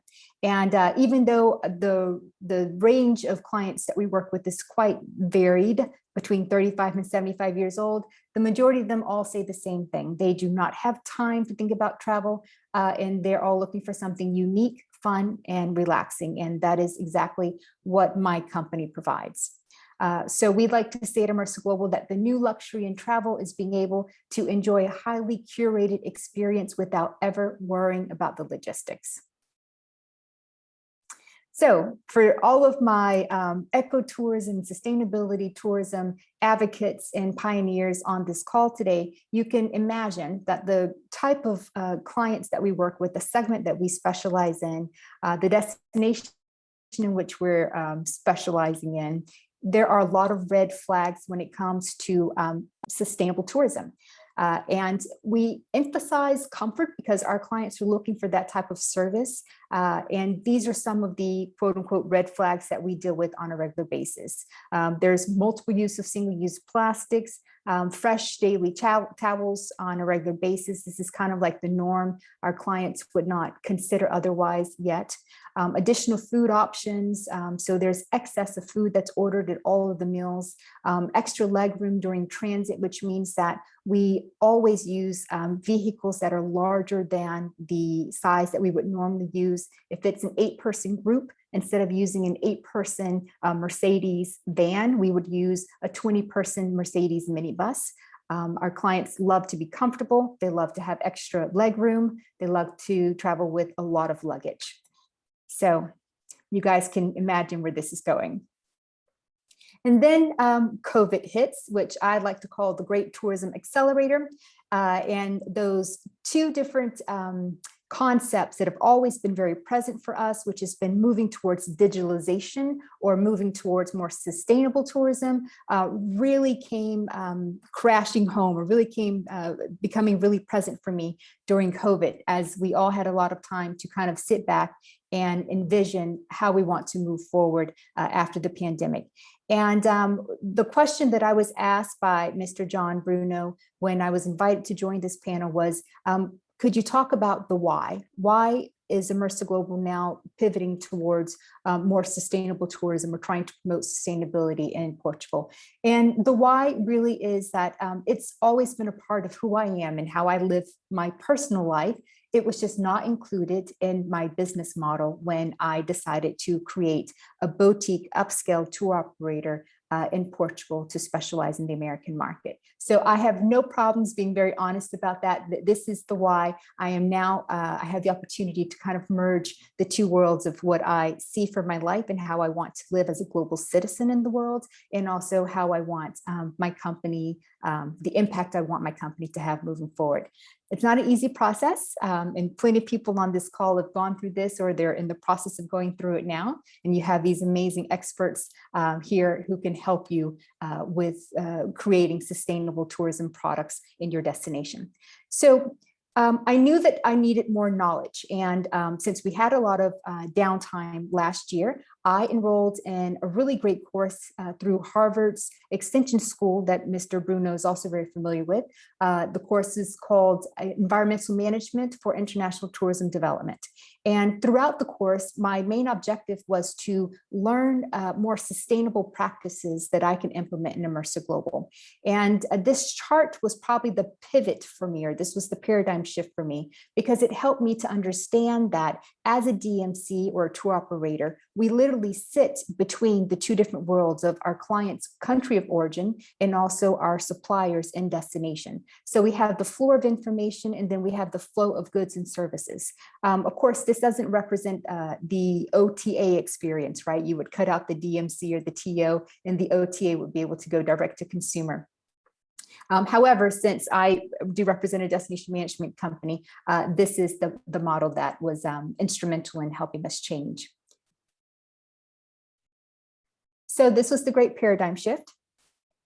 And IG for Good was the result of the need to move towards a more sustainable lifestyle for Immersa Global, as well as the time that COVID gave all of us, and also the knowledge and the contacts that I made during the course that I mentioned earlier. So IG for Good, which stands for Immersa Global for Good, not Instagram, is a program designed to connect sustainability-minded tourists with sustainable businesses in Portugal. Now, I envision this to have various phases. This is the very first phase, and then we'll see how it evolves. And I'm happy to share this information with anyone if you're interested. So the goals for IG for Good are pretty simple. We want to use our international platform to highlight sustainable businesses and projects in Portugal. We also want to drive economic development to rural areas of Portugal. Now, this is something that we have previously done. We just did not do it intentionally. It was something that happened because, fortunately, as an American living in Portugal, I get to view the country with a different perspective. And so there were regions here that are usually abandoned by most tourists, that have such a wealth of food, wine, culture, art, music. So we were able to go in and create, half-day trips or full-day trips in those regions. And so we want to be more intentional about doing even more of that and helping some of our colleagues do the same. So driving economic development to rural areas of Portugal, as well as to continue to promote the United Nations 17 SDGs in the tourism industry. Now, and I also know that Mr. Bruno was instrumental when the SDGs were created. So that's a really neat connection that we have here. I, as an American working in tourism in Europe, what I've noticed is that a lot of our colleagues back home, back in the US, are not speaking in terms of the SDGs or are unfamiliar with the SDGs. And so I've taken it as kind of a personal mission to continue to promote the SDGs within our industry and to help colleagues all around the world become a little bit more familiar with them. So how does IG for Good work? We take the 17 SDGs as our conversation piece, and we speak with all of our supplier partners in destination here in Portugal to find out what projects are they working on currently that have touch points, direct touch points with one or more of the 17 SDGs. We then help them package that, if you will, in marketing language so that we're able to go back and tell our clients, these are some of the sustainable travel options that you have when you are in Portugal. And I'll give you a couple of examples. So one of the lovely upscale wine resorts that we use in our food and wine programs in Portugal, down in the southern part, is called Torre Palma. And they have various different projects and products that have direct touch points with these 6 different SDGs. It's a very wealthy family from the central part of Portugal that are creating boutique wine resorts around the country, and they have been very intentional about giving back to the community. So some of the programs that they have implemented within their little small rural communities, where literally their hotel and restaurants, probably the biggest business in town and employs a lot of people, they are intentional about wanting to give back. And so for them, quality education for the regions that they're working in, the small little villages that they're working in, is really important. So what happens? We take this information and we make it available to our clients, B2B and B2C, back in the United States, so that they make a connection, an emotional connection, and they're also committed to wanting to help this company, Torre Palma, continue the work that they're doing in their community. A similar scenario with a well-known chef down in the Alentejo, who is a rising Michelin-starred chef, Pedro Mendes, who has no waste policy in his kitchen. And he has a very similar concept where he's coming in, he has the platform of a luxurious hotel, a luxurious restaurant, and he's able to use that platform to affect change in the local community. So we highlight the programs that he's working on. So it's adding this extra value to what we're already doing. Our clients are already coming to us because they want to have this amazing experience in the destination. But now we're helping them understand you're not just having a great experience with food and wine and culture in Portugal. You're also now supporting a really good company that has the best intentions. And same thing with another hotel that's an hour north of Lisbon. A couple of the projects that they're working on. And now I'd like to explain, you understand on the supplier side, how we're interacting with our suppliers, what's the conversation that we're having with them, how we're even helping them to understand how they can better market their sustainable projects, services, and products, not just to Immersa Global, but also to other tourists or other tour operators or destination management companies. So now I'd like to explain to you what the client journey is. So as soon as a client, will start at the very top next to the start button, as soon as the clients reach out to us, either B2B or B2C, and express interest in working with Immersa Global for destination management or as a tour operator in Portugal, they receive a new client questionnaire. And on this new client questionnaire, a question will ask if you'd like to receive more information on our upscale sustainable travel options in Portugal. And I am so happy to report that 85% of respondents say yes, that they would. So that then triggers or provokes another questionnaire. And this second questionnaire will ask the client specifically to select the SDGs that are most important to them. So once again, we work mainly in the United States. The majority of our clients have never had exposure to this chart of the 17 SDGs. So for us, this is great because it's exposing them to this tool that was created for these purposes and more. And it's also giving us an opportunity to interact with them to find out more about the client and what's important to them to support. So once they respond back with what's important for them, we then use our matchmaking skills. We go back to our suppliers. We know what they're working on because that's been clearly defined. And then we build our clients' travel programs to Portugal with the suppliers who are working on some of the same goals of the 17 sustainability development goals that our clients have identified as important initiatives to support. So at the end, we feel as though it's a win-win for all because once again, as a destination management company or TO or tour operator, we literally sit in the middle between the supplier and between the client. So we're not producing anything other than helping to make the connection. And this has been what I've noticed as probably the best use of our influence so far. I'm totally open to feedback if you guys have suggestions for other ways that we can use our influence as well. So the preliminary observations, as I mentioned earlier, over 85% of our new clients are opting in for IG for Good, Immersive Global for Good.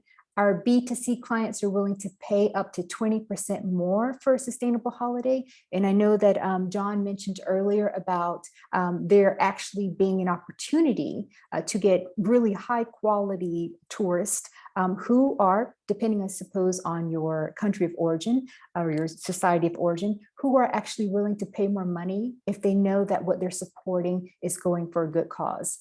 Our B2B clients so far are willing to pay an additional 10%. So these would be our travel agency partners in the US. Our IG for Good suppliers, IG for Good is helping our supplier partners better market their products and services using the 17 SDGs, as I alluded to before. And yes, travelers do value people more, and they are now actively seeking connections. This is what we're hearing when we do our client interviews. What are you seeking out? We're looking for connections. We want to know more about the people who are going to be serving us. We want to know about our tour guide. How was their family during the pandemic? Is everything okay? We want to know about the small restaurants that we're visiting. So I thank you for your time and your attention. Here's my information. I am active on LinkedIn. Feel free to reach out, or you could also reach out to Murtaza or to John to connect with me directly. Thank you very much, and I'll send it back over to you all.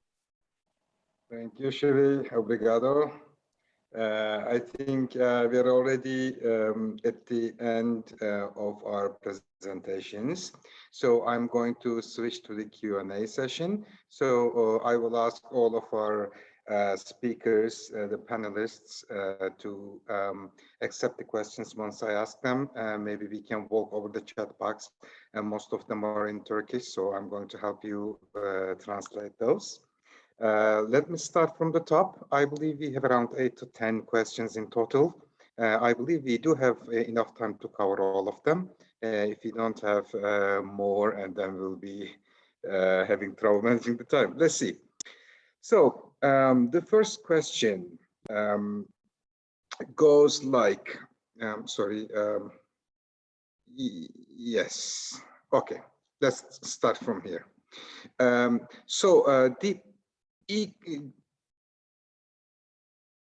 Sorry, I'm going to start with the second one. I believe this was the first. I believe there's a problem with the order. So how important is it for ecotourism destinations and the elements of these destinations to be published online? Is it an advantage to be accessible over the web? John, do you want to take this one, or any other participants? Sure. And let me first, before we say anything, let me give thanks to the other panelists. Cherie, that was an incredible presentation. Palitha, I mean, I think we've got really some great information here today. I know for me, and I'm sure for anyone in the travel business. So thank you very much for everyone. You know, Murtaza has been a colleague for a while and helped organize all of this, and you can see the breadth and depth of knowledge that he has as well. So we're very lucky to have these folks. And so I want to say thank you. In answer to your question, there's nothing more important. If you are doing something in our business and nobody knows about it, because our business isn't a one-off thing. It's not a one-person thing, is it? It's a many-person thing. It's a coming together thing. And when you come together, you have to share information. It'd be similar to if you invited somebody to your house to have dinner and they didn't know you and didn't speak your language. You know, it's harder to have a good time. So when you're talking about travelers today, especially people under the age of 35, they don't do anything without information. They do not anymore go to a place and say, I wonder what's here. They actively research it beforehand. Sustainable travelers, even more so. So 96% of travel decisions are made with information that's online. So it's absolutely critical to have that information. And for the folks who are in government who are listening right now, and the folks who are operators and the folks who are consultants, all of you need to work together to get that information out. It will benefit all of you to figure out ways to do that together. Thank you, John. I would like to remind an initiative by the Southern Aegean Development Agency. They have a website called güneyegeturkiye.com. So let me repeat in Turkish. güneyegeturkiye.com isimli GEKA web sitesi işte tam da bu amaca hizmet ediyor. Thank you, John, for the answer. There is another one, I believe you can answer this because it was related to some of the comments in your presentation. It's already in English, but I'm going to read it out loud. Before COVID, over-tourism was forcing destinations to lock up in order to protect the nature. Some examples were Komodo in Indonesia and Boracay in the Philippines. Now, due to COVID-19, these lockups have increased for the sake of protection against pandemics. Do you think this unexpected preservation of nature during COVID will have an accelerating effect on the development of ecotourism worldwide? The nature has been preserved for some time, like a year and a half. Is it a good thing for ecotourism? Yes, and seeing how nature reacted to that sort of lockdown, I think was an eye-opener for a lot of people. But I want to stress that there's another side to it that you don't see, and that's that a lot of, let's say, island nations that depended heavily on tourism had some rough times during this pandemic. So the question that we have to answer in the tourism business, and it also relates to some other questions that I'm seeing in terms of over-tourism, is we have to not have over-tourism. And if you listen to Cherie's presentation, you saw what she's doing, and a lot of operators that are embracing sustainability is they are diffusing tourism from areas of over-tourism out into underserved areas. That's really the thing that is important, is that if you have an area that's got too much tourism, destructive tourism, and it's harming nature, well, during the time it was gone, you see nature kind of coming back. But the other side of it is the tourists, they're seeing that want to see nature. So there's more nature and more tourists that want to see it. Our challenge in the business is, how do we not let it become over tourism? And you're seeing the answer from people on the forefront of tourism, of sustainable tourism, and that is encouraging people to find new things. And you know what's amazing? The tourists actually appreciate that. They appreciate that. They want to see things that not everybody sees. They want to be the first to see something, and they want to see something that's unique and special. So you're doing the tourists a favor, you're doing nature a favor, and yourselves a favor when you increase sustainable practices. Yes, yes. Thank you again. So the next question is from Associate Professor Hakan Allı from the Biology Department of Muğla University.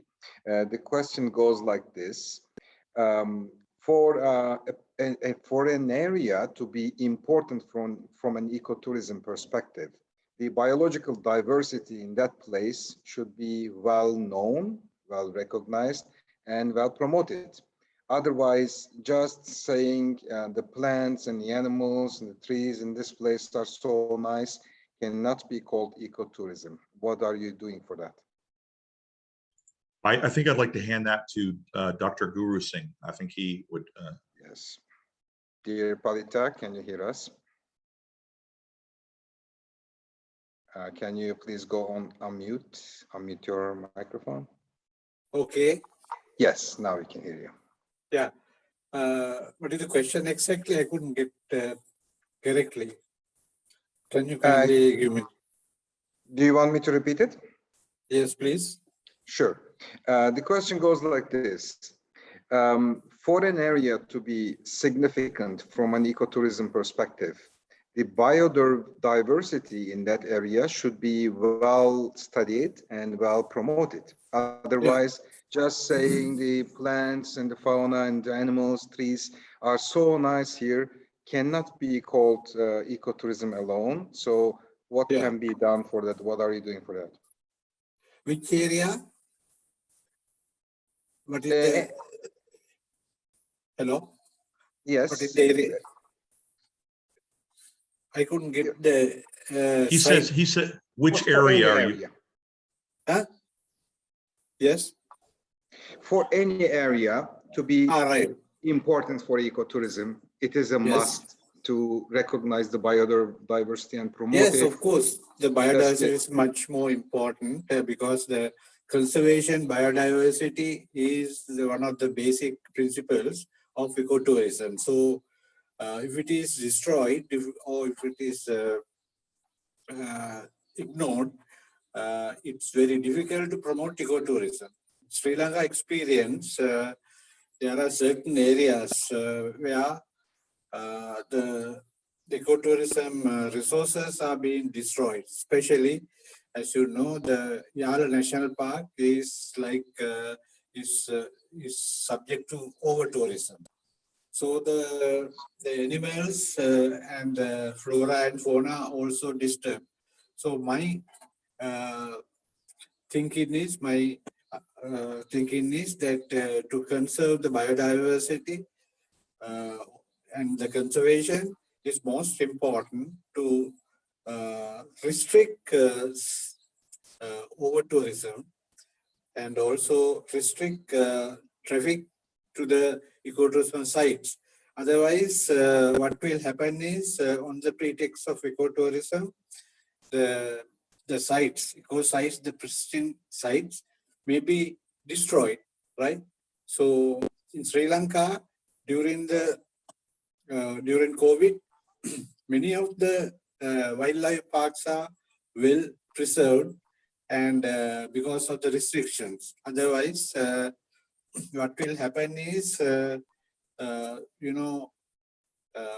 many traffics of the national parks and other natural areas will get disturbed. The animals and the animals also find it difficult to survive, and also they will find it the local population also find it difficult to help to conserve the natural sites. That's my experience. Thank you, Palita. I'm going to ask you one more question because I'm reading this and it looks like it is a perfect fit for you. The question is like this. For a destination to be an ecotourism destination, which comes first? Investment in infrastructure or promotion of that place? Which comes first? Yeah, investment is not the priority because ecotourism is not depend mainly on investments because for ecotourism it needs the awareness amongst the local community, also the local organization. That is the most important thing. So the investments comes later, right? First is the concepts to develop and the passion for ecotourism concepts, so that people get interested and they can motivate the other communities in the surroundings to conserve the biodiversity, conserve the environment and culture and heritage, cultural sites, etc. So these are not, I think investment is not much important, not so much important to conserve these things. Only the determination, only the good thinking is necessary. It's my thing. Thank you.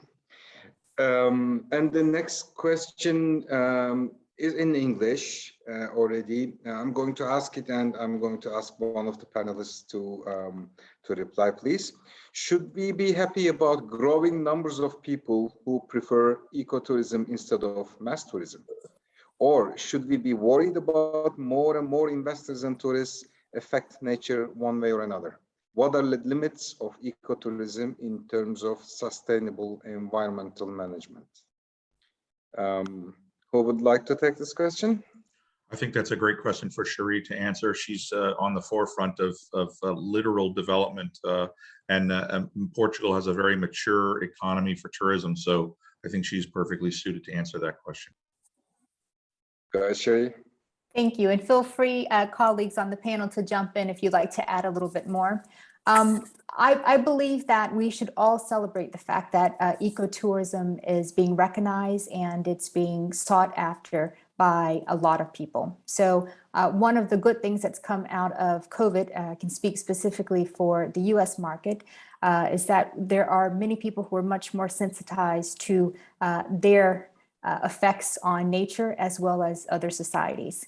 Now, the question is up to the different destinations and how they manage this, because we are in this crucial point, which I know that we've all discussed before in many forums, where we have to make decisions right now that are going to affect our future with regards to tourism. As travel is starting again, in some destinations a little bit more than others, but we're definitely seeing it here in Western Europe. We're definitely seeing travel come back online here in Portugal. It's now that the destination keepers, the destination managers will have to make the decisions on how they want to move forward with dealing with mass tourism. And one of the things that's been discussed here in Portugal is potentially moving towards a system where we have limits of how many tourists can be in certain areas of the country at a time. There is a push to create more projects like the ones that I described earlier, where we're moving people out of the larger cities, Lisbon and Porto, into the rural areas. We're wanting them to stay maybe 2.5 days in a larger city and then spend the rest of their time in the rural regions that surround that city. So that all comes with creating attractions that will bring those people, and also hotels and restaurants and the whole infrastructure that we know, to take those people out to those rural areas to get them out of the cities. So it's not a concrete response. And of course, it varies depending on your destination. But I think we should celebrate that people are requesting ecotourism, and we should pressure our destination management companies, we should pressure our destination management organizations, our DMOs, to use this pivotal point right now to be smart about how we're moving forward, because we definitely don't want to get back in a situation that we were in pre-COVID, where we had, the Venice of the world, or the Amsterdams and the Barcelonas, and even Lisbon was on the top list. I'm speaking specifically of Europe because that's the area that I know best, of having over-tourism as a problem. So I hope I was able to answer the question. I believe you are. Thank you, Cherie. I think the next question is already addressed to Mr. Murtaza Kalender. Murtaza Bey, I'm going to switch to Turkish. Please use the interpretation English-speaking panelists. Murtaza Bey, size sormuş bir soru var burada. İsterseniz. Soru şöyle, köylerin pansiyona çevrilebilmesi ve yerel halkın da farklı rollerde sorumluluk alması adına ne tür destekler olduğuna dair bilgilere nereden ulaşabiliriz? Ülkemizde veya uluslararası platformlardan. Tabii Orman Bakanlığı'nın web sayfasında da ulaşılabilir. Arzu ederseniz bana bir özelden mail gönderirlerse bu işden daha önce yapmış olan meslektaşlarımın iletişim bilgilerini de paylaşırım. Mail adresim sizde var. İsterseniz ben tekrarlayayım. murti@travelshopturkey.com adresinden ulaşabilirler. Bir de chat alanına da yazarsanız. Tamam, hemen yazayım. Murti@travelshopturkey.com. Benim mail adresim. Evet. Şimdi de yazayım hatta.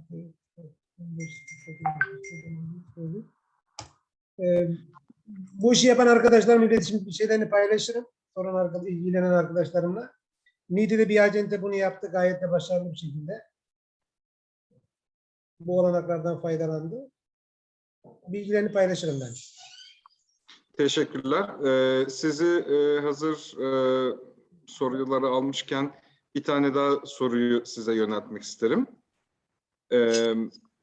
Chat box'ın en yukarısında görüyorsunuz. Bu Türkiye uygulamaları olduğu için sizinle konuşmak belki daha iyi olacak. Dünyanın birçok yerinde olduğu gibi Türkiye'de de ekoturizm uygulamaları çoğunlukla yerel halk yerine dışarıdan gelen yatırımcı tarafından yürütülüyor. Aynı sebepten o bölgedeki yerel halk tarımsal üretimden uzaklaşıyor ve kırsal doku betonlaşıyor. Ekoturizm için kırsal bölgelere konaklama işletmesi planlamak yerine mevcut ekonomik faaliyetleri geliştirmek daha faydalı olmaz mı? Biraz tersten bir soru. Kesinlikle faydalı olur. Orada yönlendirmek lazım. Mesela şöyle söyleyeyim.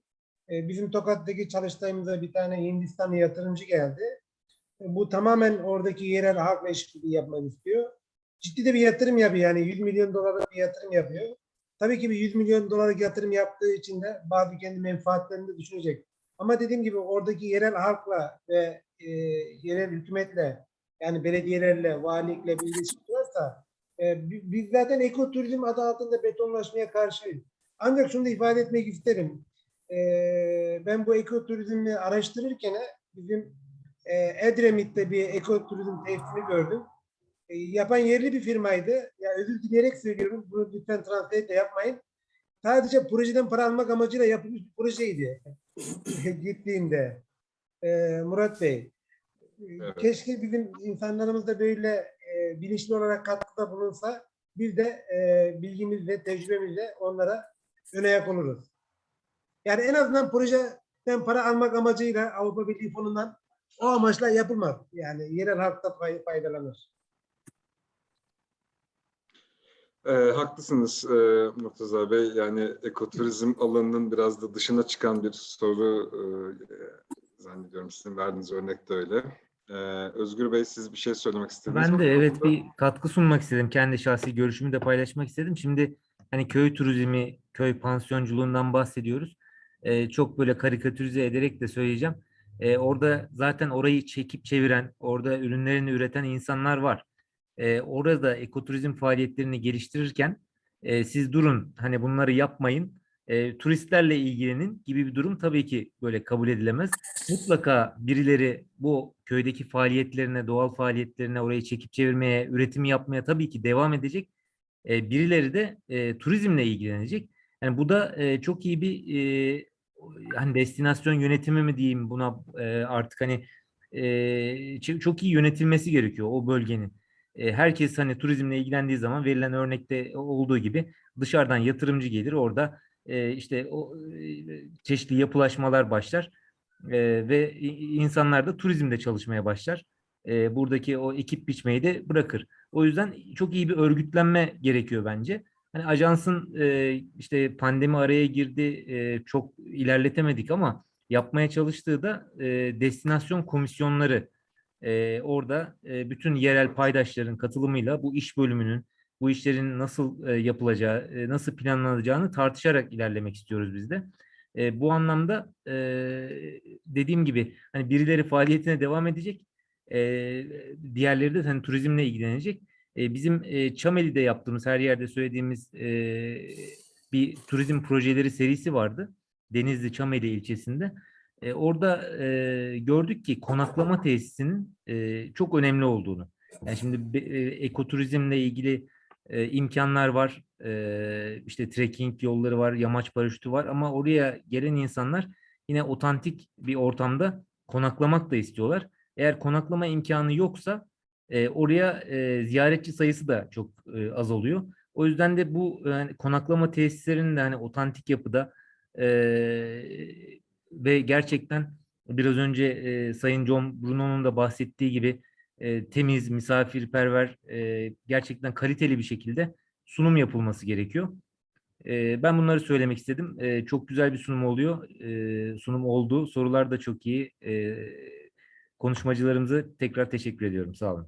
Özgür Bey, sizi yakalamışken bir soruyu daha size yönlendirebilir miyim? Çünkü son verdiğiniz cevaba aslında benzer bir cevap vereceğinizi düşündüğüm bir soru ama yine de üzerinden geçmek gerek diye düşünüyorum. Soru şöyle diyor, projelerin başarısı için bölgesel yerel yönetimler ile ulusal politika yapıcı ve uygulayıcılarının sürdürülebilir desteğini sağlamak nasıl mümkün? Özel ya da tüzel kurumlarla politika yapıcı ve yürütücülerin arasındaki çıkarcı ilişkileri nasıl giderilir? Şimdi tabii son kısma nasıl yorum yapacağımı biraz düşünmem gerekiyor. Hani bu çıkar çatışmaları gibi bir konuya. Ama biraz önce bahsettiğim bu birçok tarafın birlikte karar vereceği, ortak akılla hareket edeceği bazı çalışmalar, işte destinasyon geliştirme çalışmaları yapılması gerekiyor. Biz gördük ki insanları bir araya getirdiğimiz zaman karşılıklı hani sorunlar tartışıldığı zaman veya kimin ne yapmak istediği net bir şekilde anlaşıldığı zaman sorunlar çözülüyor diye düşünüyorum ben. Yoksa bu çıkar çatışmalarıyla alakalı konu tamamen kurumsal da olabilir. İşte der ki bir yer, bir kurumumuz der ki biz buraya çok güzel bir koy vardır örneğin. Çok da somut bir örnek olacak ama güzel bir koy vardır. Oraya liman yapmak istiyoruz, işte yat limanı yapmak istiyoruz der. Oradaki hani ekoturizm faaliyeti yürüten paydaşlar buna itiraz eder. Ama öbür taraftan da kruvaziye yat limanının getirilerinden faydalanacak olanlar veya oraya çok daha fazla turist çekeceğini düşünenler de onun için bastırır. Şimdi burada bir çıkar çatışması oluşuyor tabii ki. Ama tabii ki karşılıklı bir koruma kullanma dengesi de gerekiyor. Bununla ilgili birçok kurumumuzun işte üst düzeyde politika yapıcıların, bunları karar vericilerin de usulleri var, esasları var. Halkın orada yaşayan insanların çıkarlarını da koruyacak şekilde kararlar alınması lazım tabii ki. Ama yat limanı da hiç olmayacak mı? Tabii ki olacak. O yat limanında nerede olacağı, hangi kapasitede olacağı, işte çevreye olan zararı hepsinin ayrı fizibiliteleri yapılarak ilerlenmesi gerekir diye cevap vereyim. Teşekkürler Özgür Bey. John, I believe there is another good question for you. I remember in your presentation you talked about the overlap between luxury travel and ecotourism. Well, here's a question that is very related. It is in Turkish. Let me translate it quickly for you. So the question says, VC investments combining the understanding of ecotourism and luxury travel. The best example to that would be glamping, which promises living, experiencing nature and luxury at the same time. How realistic do you think is this promise? Luxury needs, are they possible to satisfy without harming the nature? So before I say anything else, I want to thank Oscar for his statement. A lot of what he's saying there is how you get things done in the real world, and we very much appreciate that we have that perspective. So thank you very much for your points.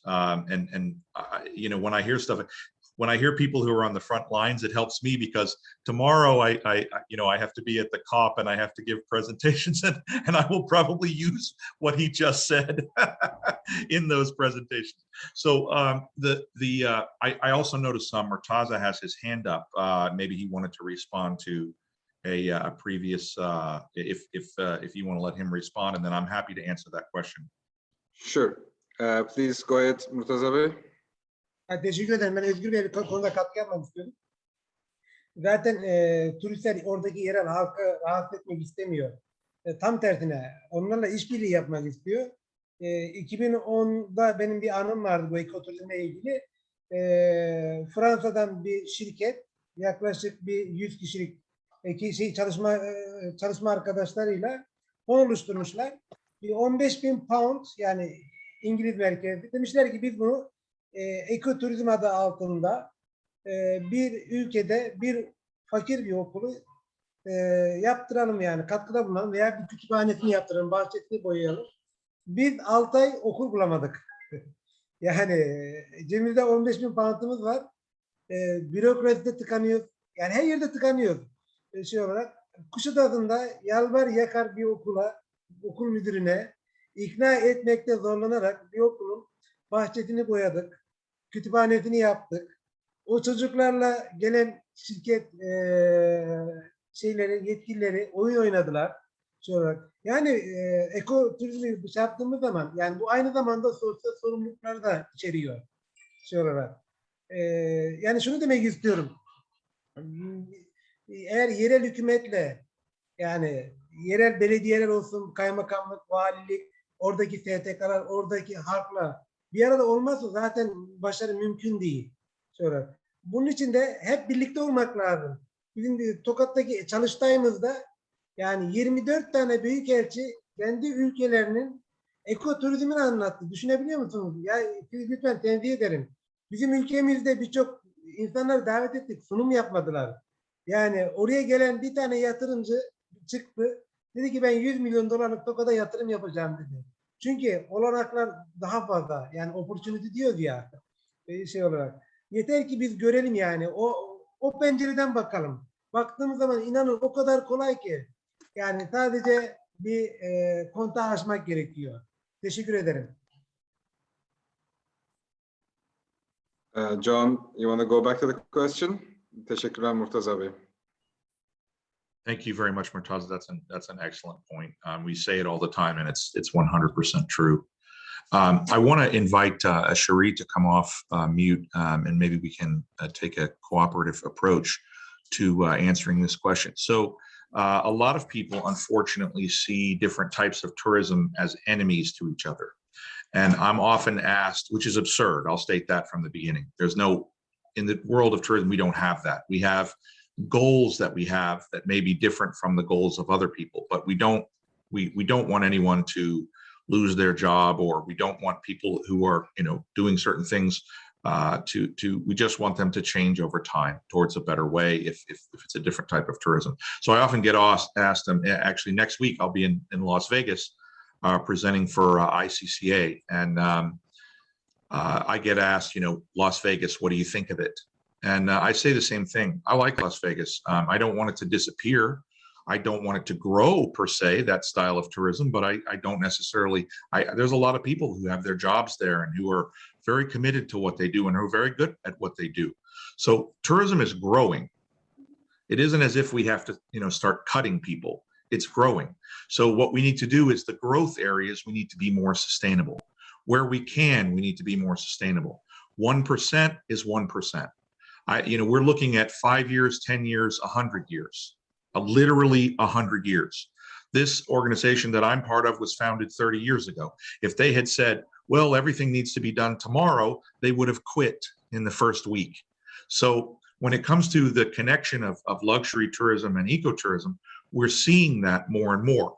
Now, specifically glamping, I personally don't, but other people really do. And that's the beautiful thing about both types of tourism, is that they're responsive to the needs of the tourists.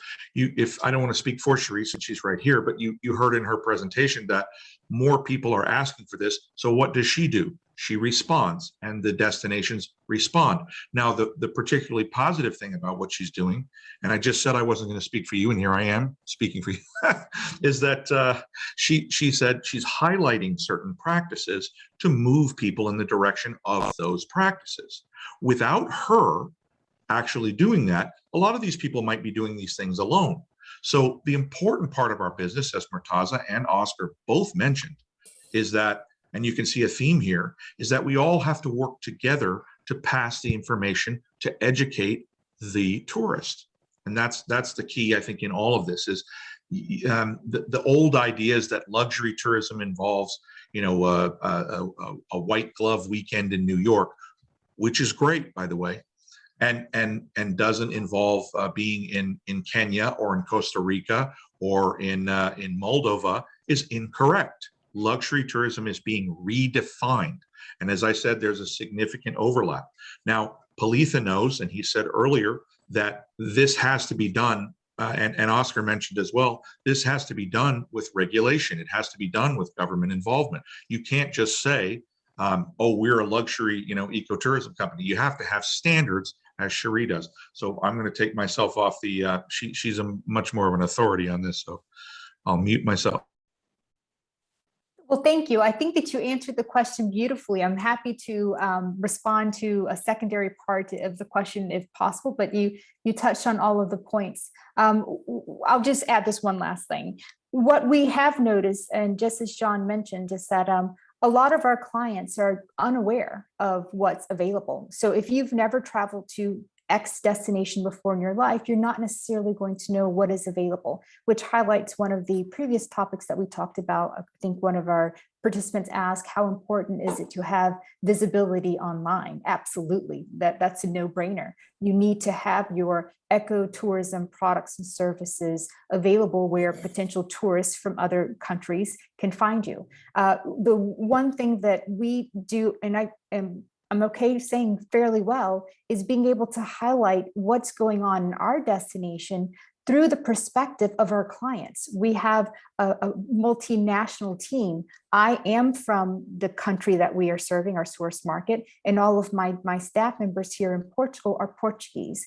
So we're able to combine our cultural perspective of what would an experience be like in this particular rural area, and then through our filter in the US, we communicate that to the clients. And a lot of times, regardless if it's glamping, and I too am not, I think that glamping definitely has a place in this environment, but it is not one of the products that we highlight at all. I still have a lot of questions about the regulations of glamping, actually. But one thing I am very keen on is being able to take our clients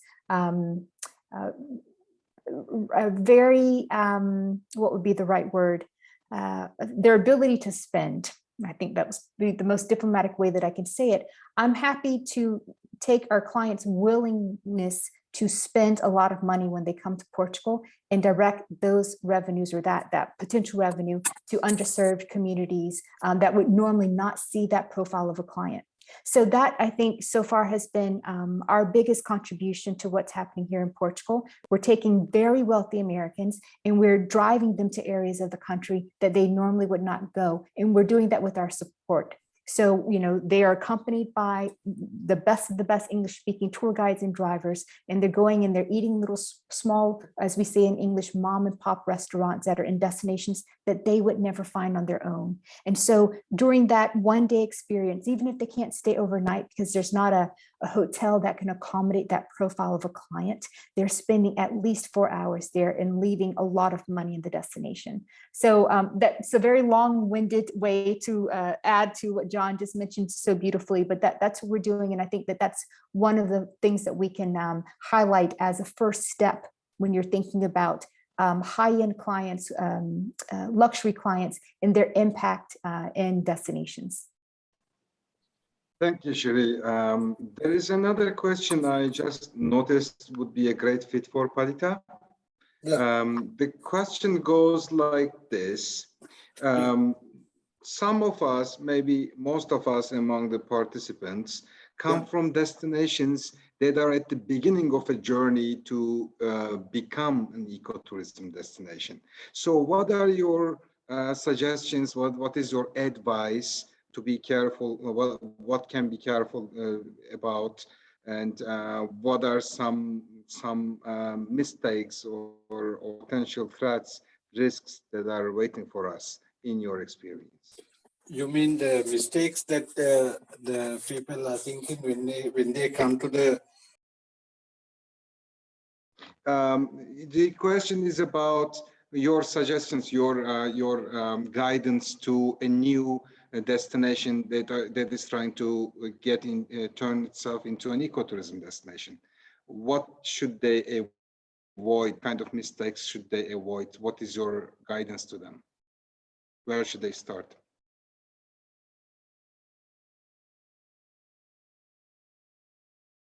I think you're on mute, Parita. Sorry.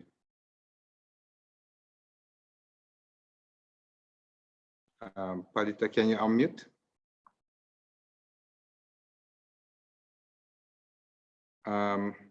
We don't hear you, Parita. Okay, yeah. I think you are muted now. Did you get the question, or shall I repeat it? No, I didn't get the. Sorry. Only the internet is. Yes, I understand there's a connection problem. So while Palita is checking the connection, does one of you want to answer the question, Shuri or John? What is your advice to a new ecotourism destination? The very first thing is information and cooperation. So you know, as Murtaza mentioned earlier, you need people on board. You need to talk to people. You need to genuinely understand people.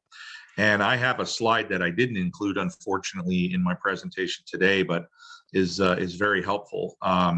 If I had it, I would send it around, but I'll do that later, and you can send it to people if you want.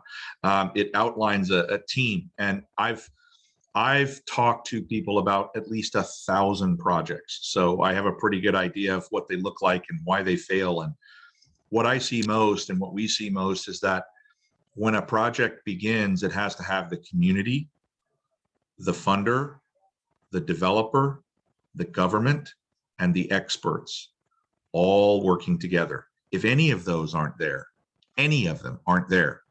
And sometimes the government is the funder, and sometimes people share roles. But if those 5 roles aren't represented and aren't respected, then you're doomed to failure. So you see sometimes people come up and say, oh, ecotourism doesn't work. I tried it and it doesn't work. And in fact, some very high level people sometimes say that, who should know better. And I say, well, what did you do? And it was, the government and a university. Well, did you involve the local people? No. Did you involve the experts? No. Then how did you know any of this? So, and then I'll see, well, I tried to start an ecotourism business, but I couldn't get a license. Okay, so did you involve the government? No. Did you involve any experts? No. So a lot of times failure is the result of not being able to engage the right community. And that's why it's so important for a small operator to be able to have any access to a government representative like yourselves, someone who can say, well, here are some guidelines. Here are some things you might want to think about. Here are some regulations. Here are some data we have. All of that. Here's how you market. All of that. Here are some classes we have. All of that is critically important. And if there are experts that are available, again, you see everyone here today no, everyone is here by choice. So we're all trying our best to help ecotourism grow around the world. Funders are the same way. There's a lot more funding. I showed you that, but they have to be involved as well. So ideally, in the best situation, the government has a positive outlook on ecotourism and is ready to engage people who are moving in that direction and has a plan for it. So I think, this is what we're seeing here. My advice is data and collaboration from the beginning. And that may seem general, and we can get more specific, but that's the top. That's the most important. You want to add to that, Shari? Oh, okay. Palita, you're back. Yeah, you mean, John, the dissemination of information is very much important to promote a destination, isn't it? Right? What are the main promotional tools for disseminate information? I think websites and digital marketing, because nowadays an ecotourist who is trying to visit or visit an ecotour destination, they will look for the destination through online. And if they are not happy with the programs offered by the destination, they will not visit.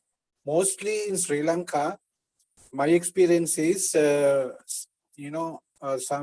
tourists ask from the reputed travel agents, can we visit a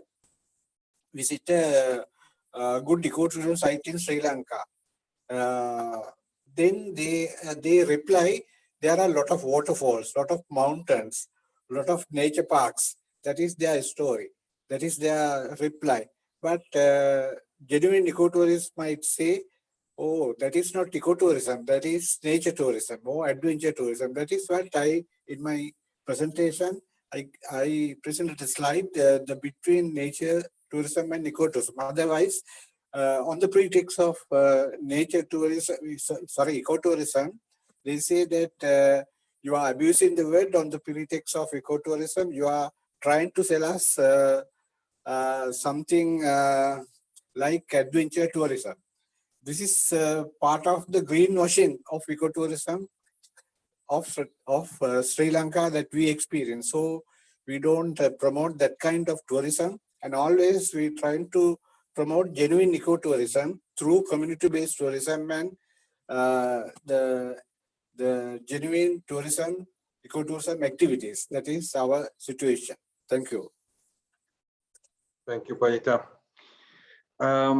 The next question comes from Associate Professor Zehra Türk from Muğla Sıtkı Koçman University, and she's asking about what kind of service standards could be established for ecotourism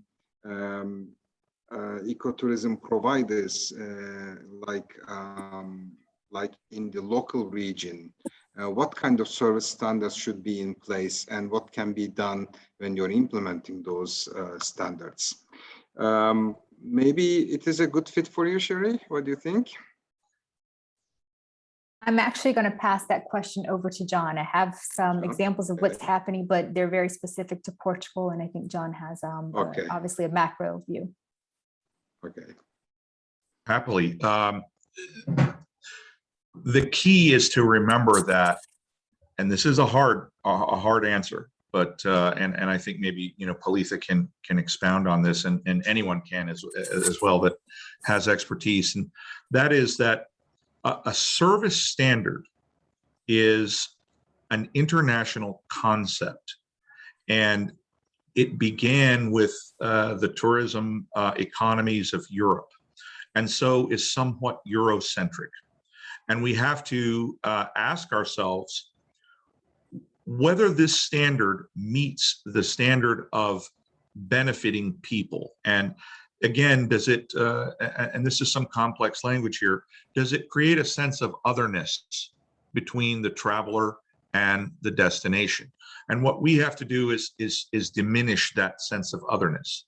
And so when we craft service standards, we need to come from an understanding of the destination and their culture, and the culture that they live in every day, because the tourist is not wanting to create a copy of his comfort zone. He's wanting to experience in such a way as they can the actual destination, not a copy of the destination. Does that make sense? I don't know if I'm explaining myself, Murat. I know that's probably throwing the translators for a loop, but my goal is to say that standards, any kind of standard in ecotourism, must come, as you saw in my presentation, with the community. The community and the people have to be involved.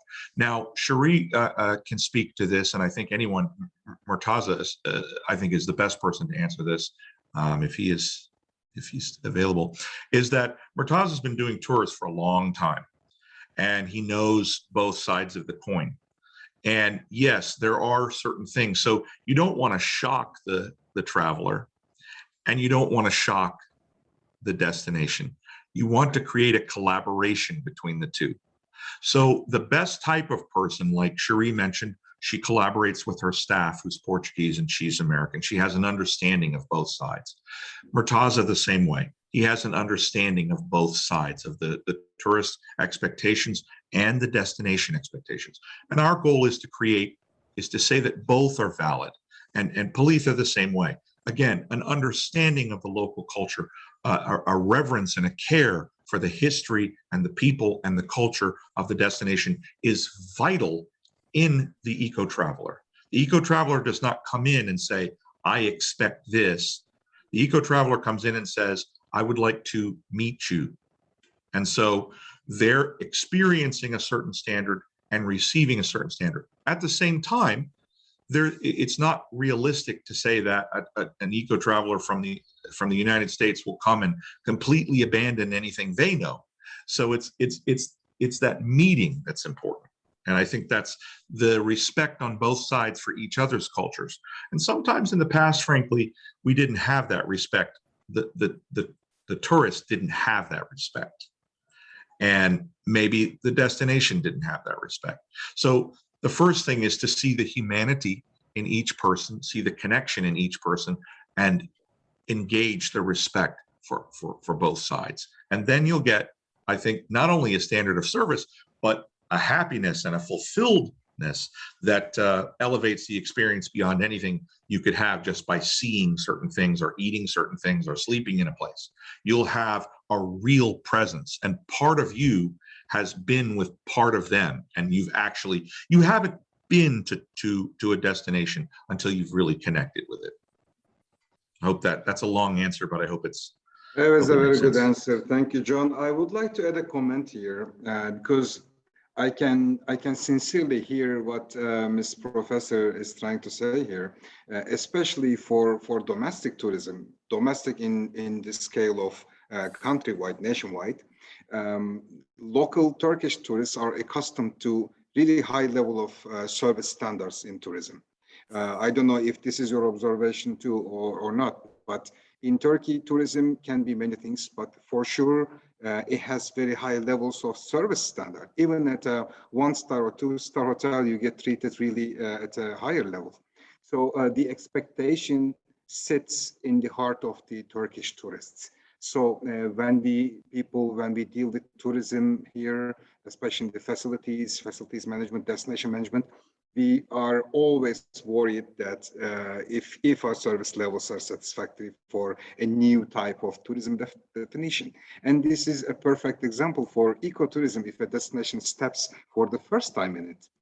So I 100% agree with you, but I understand the sensitivity from a Turkish travel industry person. That's a very important point. And I can answer that very easily. First of all, yes, I absolutely see that standard. I've never had so much tea in my life. I love that concept. A funny story is I had a little trouble when I first came into the country at the passport office. There was some paperwork. Murtaza cleared it all up for me by calling the president and the governor and all these people. But as I was sitting in this little white room being asked questions by some very, officious people, who comes in but someone brings me some tea. So even in the midst of being questioned as an international traveler, I had the tea with me. So yes, I see that the standard of service is very high. But I will tell you this: eco-travelers are early adopters. And that's a very widely used marketing term. You use it with technology, anything else, right? Early adopters are people who are willing to go into a place first. And early adopters in ecotourism do not expect that level of service. Now, do they like service? Yes. Do they like tea? Yes. Do they like eating good food? Yes. Do they like, as Oscar mentioned, clean places? I mean, when we talk about crime, that's sort of a hard stop. If there's crime, tourists don't come because they're scared, and so there's nothing, but when as Oscar mentioned, is it good to have clean rooms? Yes, absolutely. So there are standards that a good, a healthy food, clean food, all of these things that are important to the daily health of a person. But at the same time, early adopters go in, and what I mentioned in my presentation is they create the ROI for the second stage investments. So what happens is early adopters go in, there's some revenue, and what happens is there's people with money all over the world, and they're saying, there's a lot of tourists here, I'm going to build a hotel. So they build a small hotel, and more people come, and then somebody builds a mid-sized hotel, and the community gets to decide when that starts and when that stops. They don't want any more development. As Oscar mentioned, you can't just have development after development after development. You have to decide how far it goes. So you shouldn't worry too much about that, because the tourist is not one type of person. The tourist is not one type of person. The tourist is, there are lots of different types of tourists, and at least yes, and at least 10% of these tourists are early adopters that will come into a situation and provide an ROI. So those are the first people that you should be marketing to. Palita, did you want to add a comment? Yes, of course. The national policies, guidelines are the main components of ecotourism. The national policies and guidelines of ecotourism policy of a country talks about the standards, because many ecotourisms are expecting high standards when they come to a destination. That is very important, because mainly the ecotourists are, you should take the profile of ecotourists, they are highly educated. Before they come to a destination, they check everything, the destination of ecotourism where they are traveling. So even the guides, if they are not professional enough, knowledgeable enough, it is very difficult to handle ecotourists, because they know everything. For example, when they go to Sigiriya, one of the UNESCO World Heritage Site, or Anuradhapura, or maybe Polonnaruwa, another World Heritage Site, they talk about, they ask about the hydraulic civilization, the tank country, the old reservoirs built 2,500 years ago in Sri Lanka. So the ecotourism interpreter or ecotourism guide should be prepared to reply or answer exact information, because they have read beforehand all the information about the hydraulic civilization, compared to the Nile civilization, Hunan civilization, and various other Mesopotamia into China, so many things. So my thinking is mainly we need to employ highly educated interpreters who knows about ecotourism, not about the mountains, maybe waterfalls, then the animals, birds. That is also important, but at the same time, the culture, heritage, livelihood of the people of the country of visiting of ecotourism is very important, because generally you can't play with ecotourists because they are very knowledgeable. So I think the high standards to be maintained. That is why a country needs the national policies and guidelines which explains the high standards to maintain of the ecotourism operators. So without that, country cannot develop ecotourism product. That is my impression. Thank you, Palita. And I would like to make one last comment on this question. I know we talked a lot about it, but in line with the comments of John and Palita, I have a lot of faith personally that the Turkish people is the right material to implement what John mentioned in his presentation. Ecotourism travelers, they would like to see connectivity. They would like to see some contact with the people. And Turkish people are so open to that. Our culture is so ready for this. And your ecotourism travelers will find a lot of delight in meeting with the locals, because xenophobia is so far away from Turkey. Actually, what is the reality in Turkey is people love to host strangers, even strangers, guests. They're very hospitable. I believe this is going to be maybe a more important aspect than the level of service, at least in the beginning, as far as ecotourism is concerned. Let me go to the last three questions. One of them goes like this. I don't know if this is a skeptical spirit question or not, but I'm going to just translate to you and you decide, okay? So, the existing implementation of ecotourism, such as the protection of nature or increasing the economy of the economical and social well-being of the local population, do you have data to back this up? How do you prove that ecotourism works by data is the question. So how many forests have been saved? What kind of water resources have been preserved? What kind of biological diversity was protected? And how many local farmers have produced more products?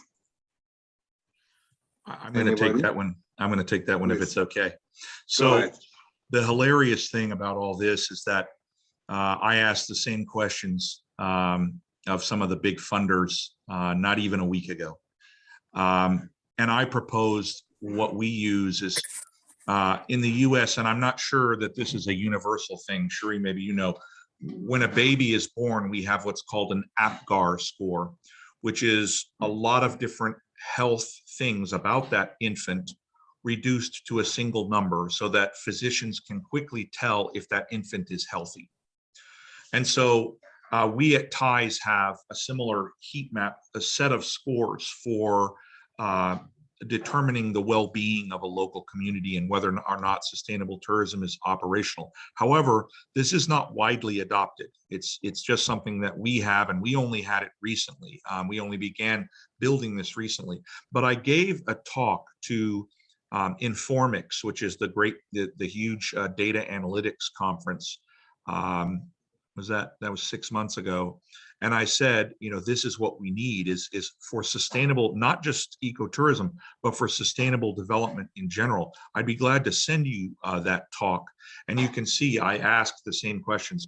How can we determine what is community benefit? What is, when an investment is purpose driven and it says it's going to create this effect?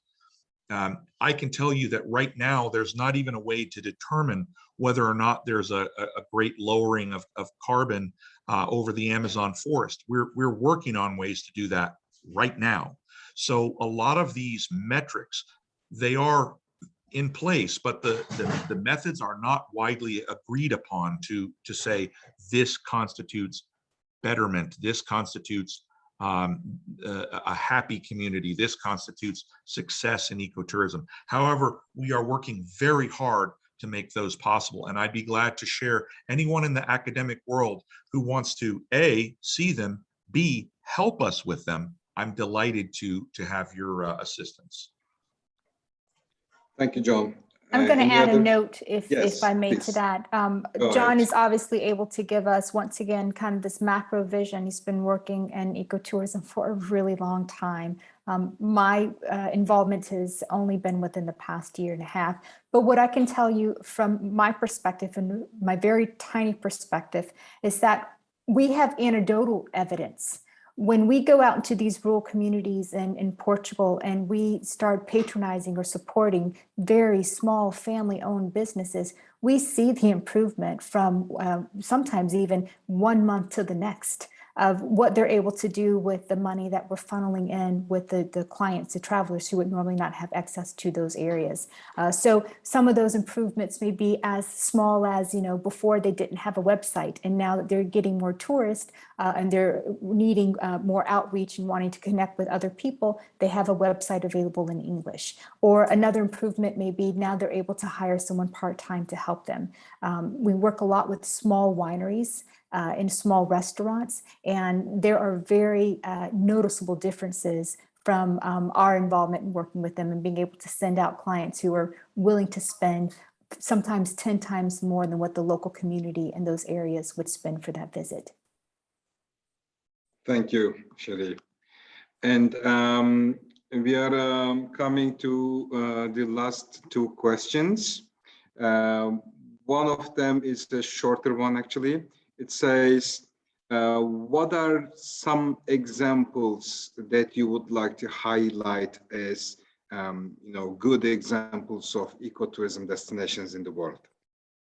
Or maybe not destinations, but maybe activities, some initiatives that would also do. Again, I'm gonna jump in again, if you don't mind. please, sure. So I had the privilege to visit Tokat for the first time ever. I'd been to Istanbul before, but I was in Tokat back in July. And there are some activities in the Tokat, the greater Tokat region, that I thought were really great for international ecotourists. And I know that may be a part of the long-term plan for that region. So they have a really rich gastronomic history there. There's the Tokat kebab. You also have in different areas around the region farms that can be visited, where you can actually go and interact with the produce and pick your own fruit for the day. So in Turkey, that has been my only example that I've experienced, which I thought was very well executed. Mass tourism was not a deal at all. That wasn't a part of what I experienced when I was there. So I just thought that I would mention that, since that may be an area that you all are a little bit more familiar with than most tourists. Thank you, Sherry. Any examples outside of Turkey that we would like to highlight? Maybe Sure. Not to discuss them in depth. Maybe our participants can take a look at them later. Sure. So if you really want to look at a good example, Namibia, that's an excellent example of a nation that, I mean, they don't have a lot there. There's not a lot to base an economy on, but they did a very fine job of increasing ecotourism. And you know how they did it? They did it by empowering villages. And another example again, we don't like, no place is perfect, and every place is challenged. But Costa Rica, as I mentioned before, has a very high spend, very high containment, and has marketed itself. It has now a world brand for ecotourism. So, these are two examples of nations that have done it. But there's numerous examples of regions and cities and individual operations that have created ecotourism, have used sustainable tourism and ecotourism to grow their revenue while preserving their resources. And I would like to add a comment here. There can be various scenarios to build ecotourism in a destination. For example, one scenario could be a destination could be a mass tourism destination, and you would develop ecotourism in that destination, which is probably be rooted in suffering from over tourism. But another scenario could be, well, there may be actually very little tourism in the destination, and still ecotourism can flourish in that kind of environment. My personal experience for such a destination was actually Central Asia. Especially Kyrgyzstan was a very good example for that. They didn't have much tourism except for the capital, Bishkek. And that was also very limited, right?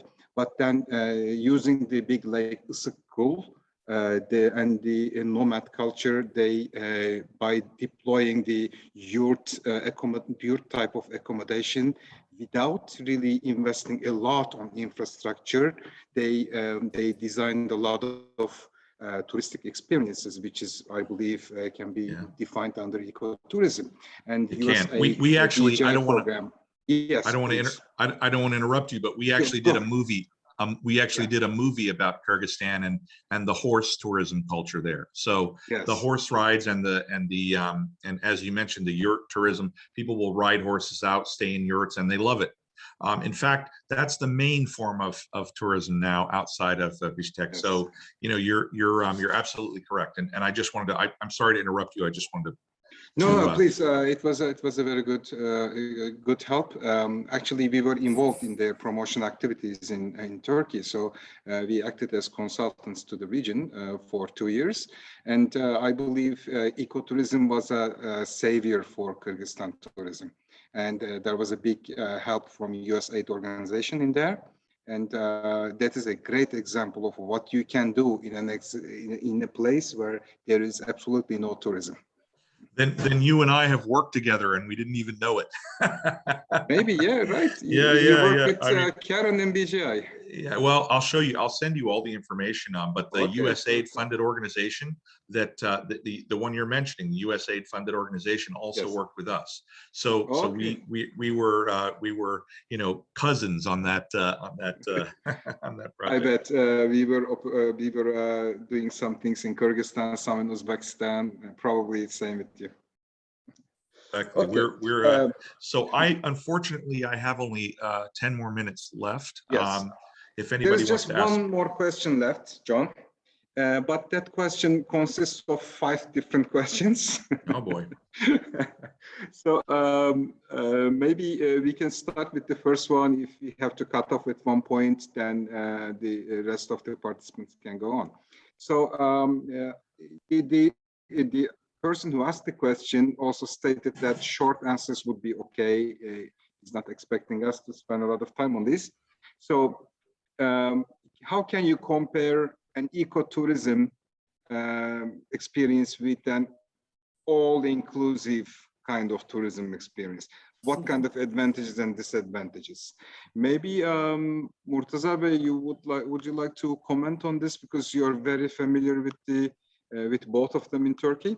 Before we answer, I apologize. I want to say goodbye to everybody and thank you so much for the opportunity to speak with you. It's been quite an honor. You know, all the speakers, thank you so much, and all the representatives here today, Oscar and Nile and all the others. Thank you so much for your invitation to us.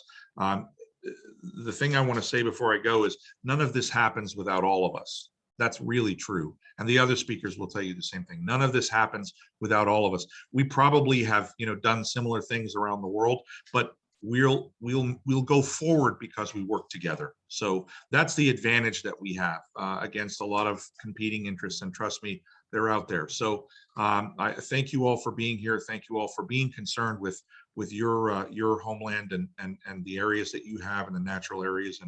And I look forward to talking to all of you in the future and doing more together. Thank you so much. Thank you, John. Pleasure to host you today. So shall we conclude by answering these last few questions? Murtaza Bey, if you would like, in Turkish or English, can you compare the Her Şey Dahil system with ecotourism?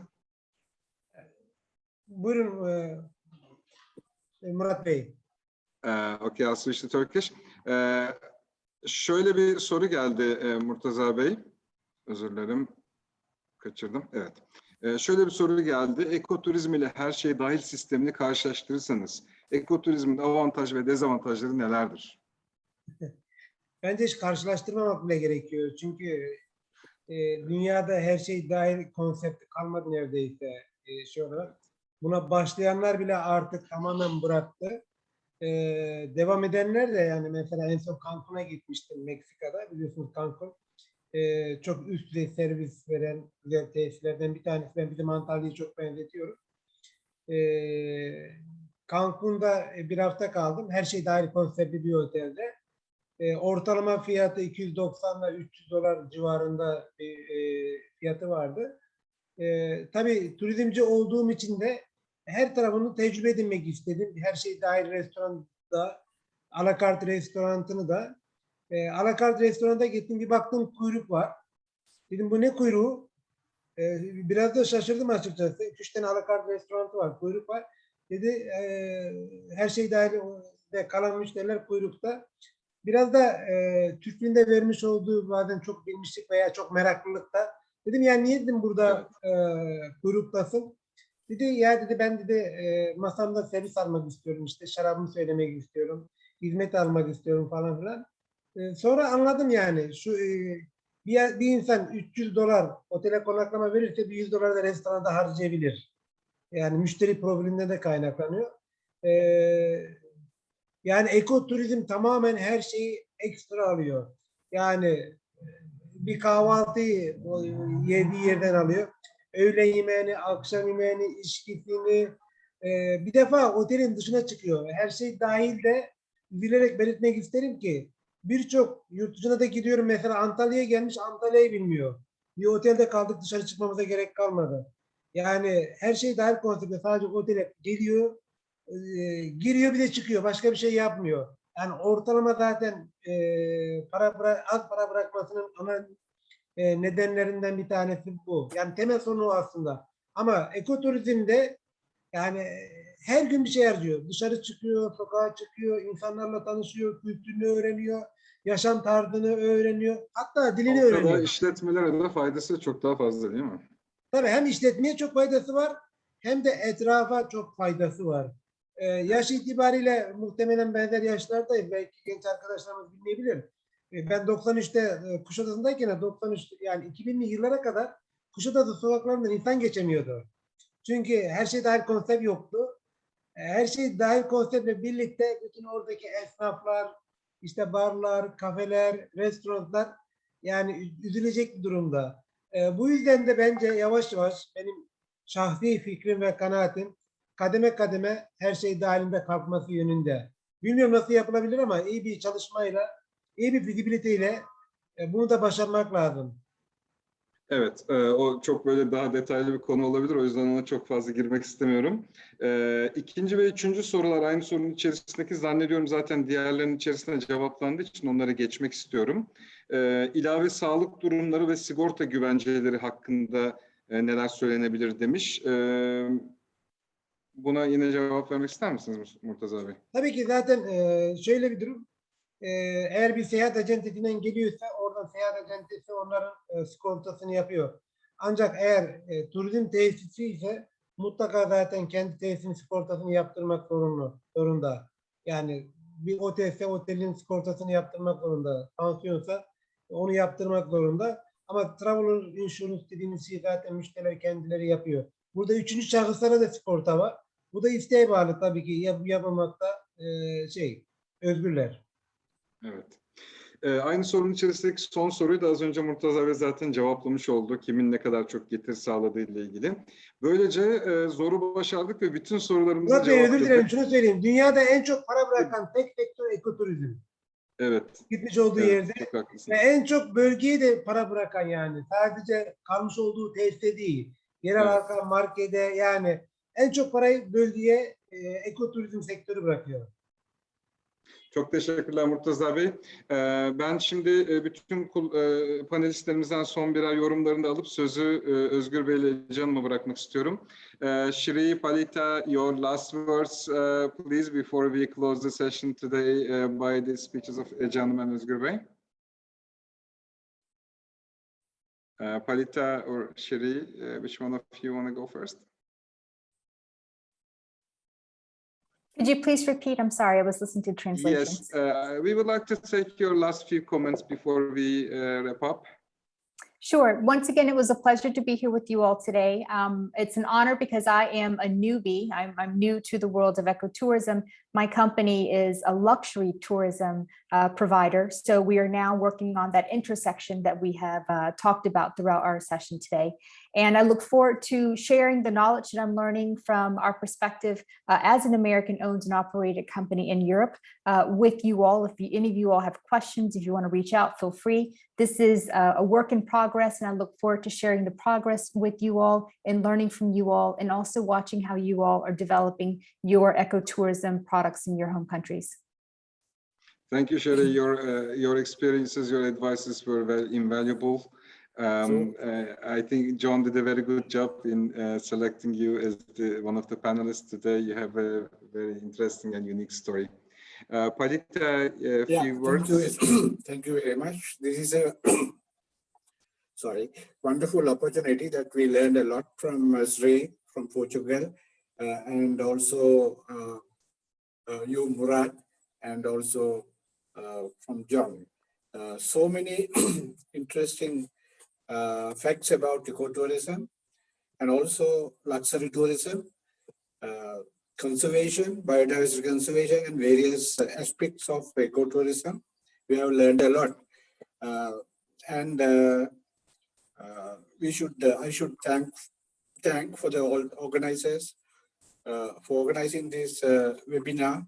And these are very important during this COVID pandemic, because hardly any conferences are taken physically in other parts of the world.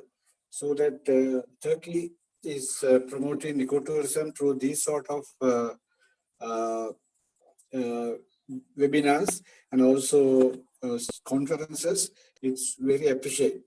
And the information and the experience we got, sharing with Turkish tourism, Portugal tourism, American and other parts, very vital. And thanks for organizing this and giving us this wonderful opportunity. Thank you. Thank you very much for sharing your experience, Palita. Once again, bon study. See you again, hopefully. Bye bye. Murtaza Bey, sizin de son yorumlarınızı alıp ben sözü Ece Hanımlara devretmek istiyorum. Öncelikle Murat Bey, sizlere teşekkür ederim. Özgür Bey'e, Ece Hanım'a bize böyle bir fırsatı verdiğiniz için. Uluslararası Eko-Turizm Derneği olarak katıldık. Nacizane bilgilerimizi sizlerle paylaşma fırsatı verdiniz. İnşallah Türkiye'de de ekoturizm bilinci sizlerin katkılarıyla, destekleriyle daha da çok artarak devam eder. Bizi dinleyen tüm meslektaşlarıma da saygı ve sevgilerimi gönderiyorum. Hoşça kalın. Çok teşekkür ederim. Ben de tekrar Ece Hanım'a, Özgür Bey ve onların nezdinde Güney Kalkınma Ajansı'na teşekkür ederim bu toplantı için. Aynı şekilde panelistlerimize de katılımları ve değerli katkıları için teşekkür ediyorum. Ece Hanım, Özgür Bey. Murat Bey, önce de sizden başlayayım. Tecrübeniz, bilginizle gerçekten çok iyi bir moderasyon yürüttünüz. Elinize sağlık diyeyim ben. Çok teşekkür ederiz. Hem katılımcılarımız için, bölgeden ekoturizmle ilgili katılımcılarımız için, hem ajansımız için çok değerli bilgi paylaşımları oldu. Ben gerçekten çok faydalı olduğunu düşünüyorum. Kendim de çok faydalandım. Sorular da gerçekten konuya ne kadar konsantre olduğumuzu ve detaylarını öğrenmek istediğimizi gösteriyor. Konuşmacılarımız çok değerliydi. Hepsine ayrı ayrı çok teşekkür ediyorum. Tabii burada bazı sorularda işte ekoturizm mi, işte doğa turizm mi, işte lüks turizm mi, bazı karşılaştırmalar da yapıldı. Tabii bizim bakış açımızda ekoturizm biraz anlayış. Yani ben onu da bu konuşmacılarımızdan anladım. Hem doğamızı, tabiat varlıklarımızı, eldeki turizm öğelerimizi, doğal turizm öğelerimizi koruyacağız. Hem yerel halk turizmle bütünleşmiş olacak. Onların çıkarları gözetilecek. Onların gelirlerinin, istihdamının arttırılması ön plana çıkacak. Bu şekilde bir anlayış aslında ekoturizm faaliyeti. Bu lüks olur veya işte doğa turizmi olur, adrenalin turizmi olur. Birçok yönü var. Bu anlamda Güney Ege bölgesi, başta da söyledim, çok avantajlı, çok değerli bir bölge. Her şey dahil turizm de var. O olacak. Bir şekilde devam da edecek. Ama milyonlarca turist, bölgemize gelen milyonlarca turist, biz bu ekoturizm faaliyetlerine, iç bölgelerimizdeki değerlerimizi yönlendirmemiz gerekiyor. Bunu da çok kaliteli bir şekilde eğitimlerle, bu şekilde toplantılarda aldığımız bilgilerle yönetmemiz gerekiyor. Destinasyon yönetimimiz gerçekten çok önemli. Bütün paydaşları bir araya getirip tartışarak ilerlememiz gerekiyor. Bu anlamda dünyada ekoturizm konusunda Güney Ege bölgesinin önümüzdeki süreçte gerçekten parlayan bir yıldız olacağını düşünüyorum ben. Potansiyeli değerlendirme noktasında herkes artık çok bilinçli. Bu şekildeki faaliyetlerle de bilgimiz, görgümüz de artıyor. Bu anlamda son olarak şunu söyleyeyim. Çok teşekkür ederim bütün konuşmacılarımıza, katılımcılarımıza, bölgemizden katılımcılarımıza çok faydalı oldu. Sağ olun, var olun.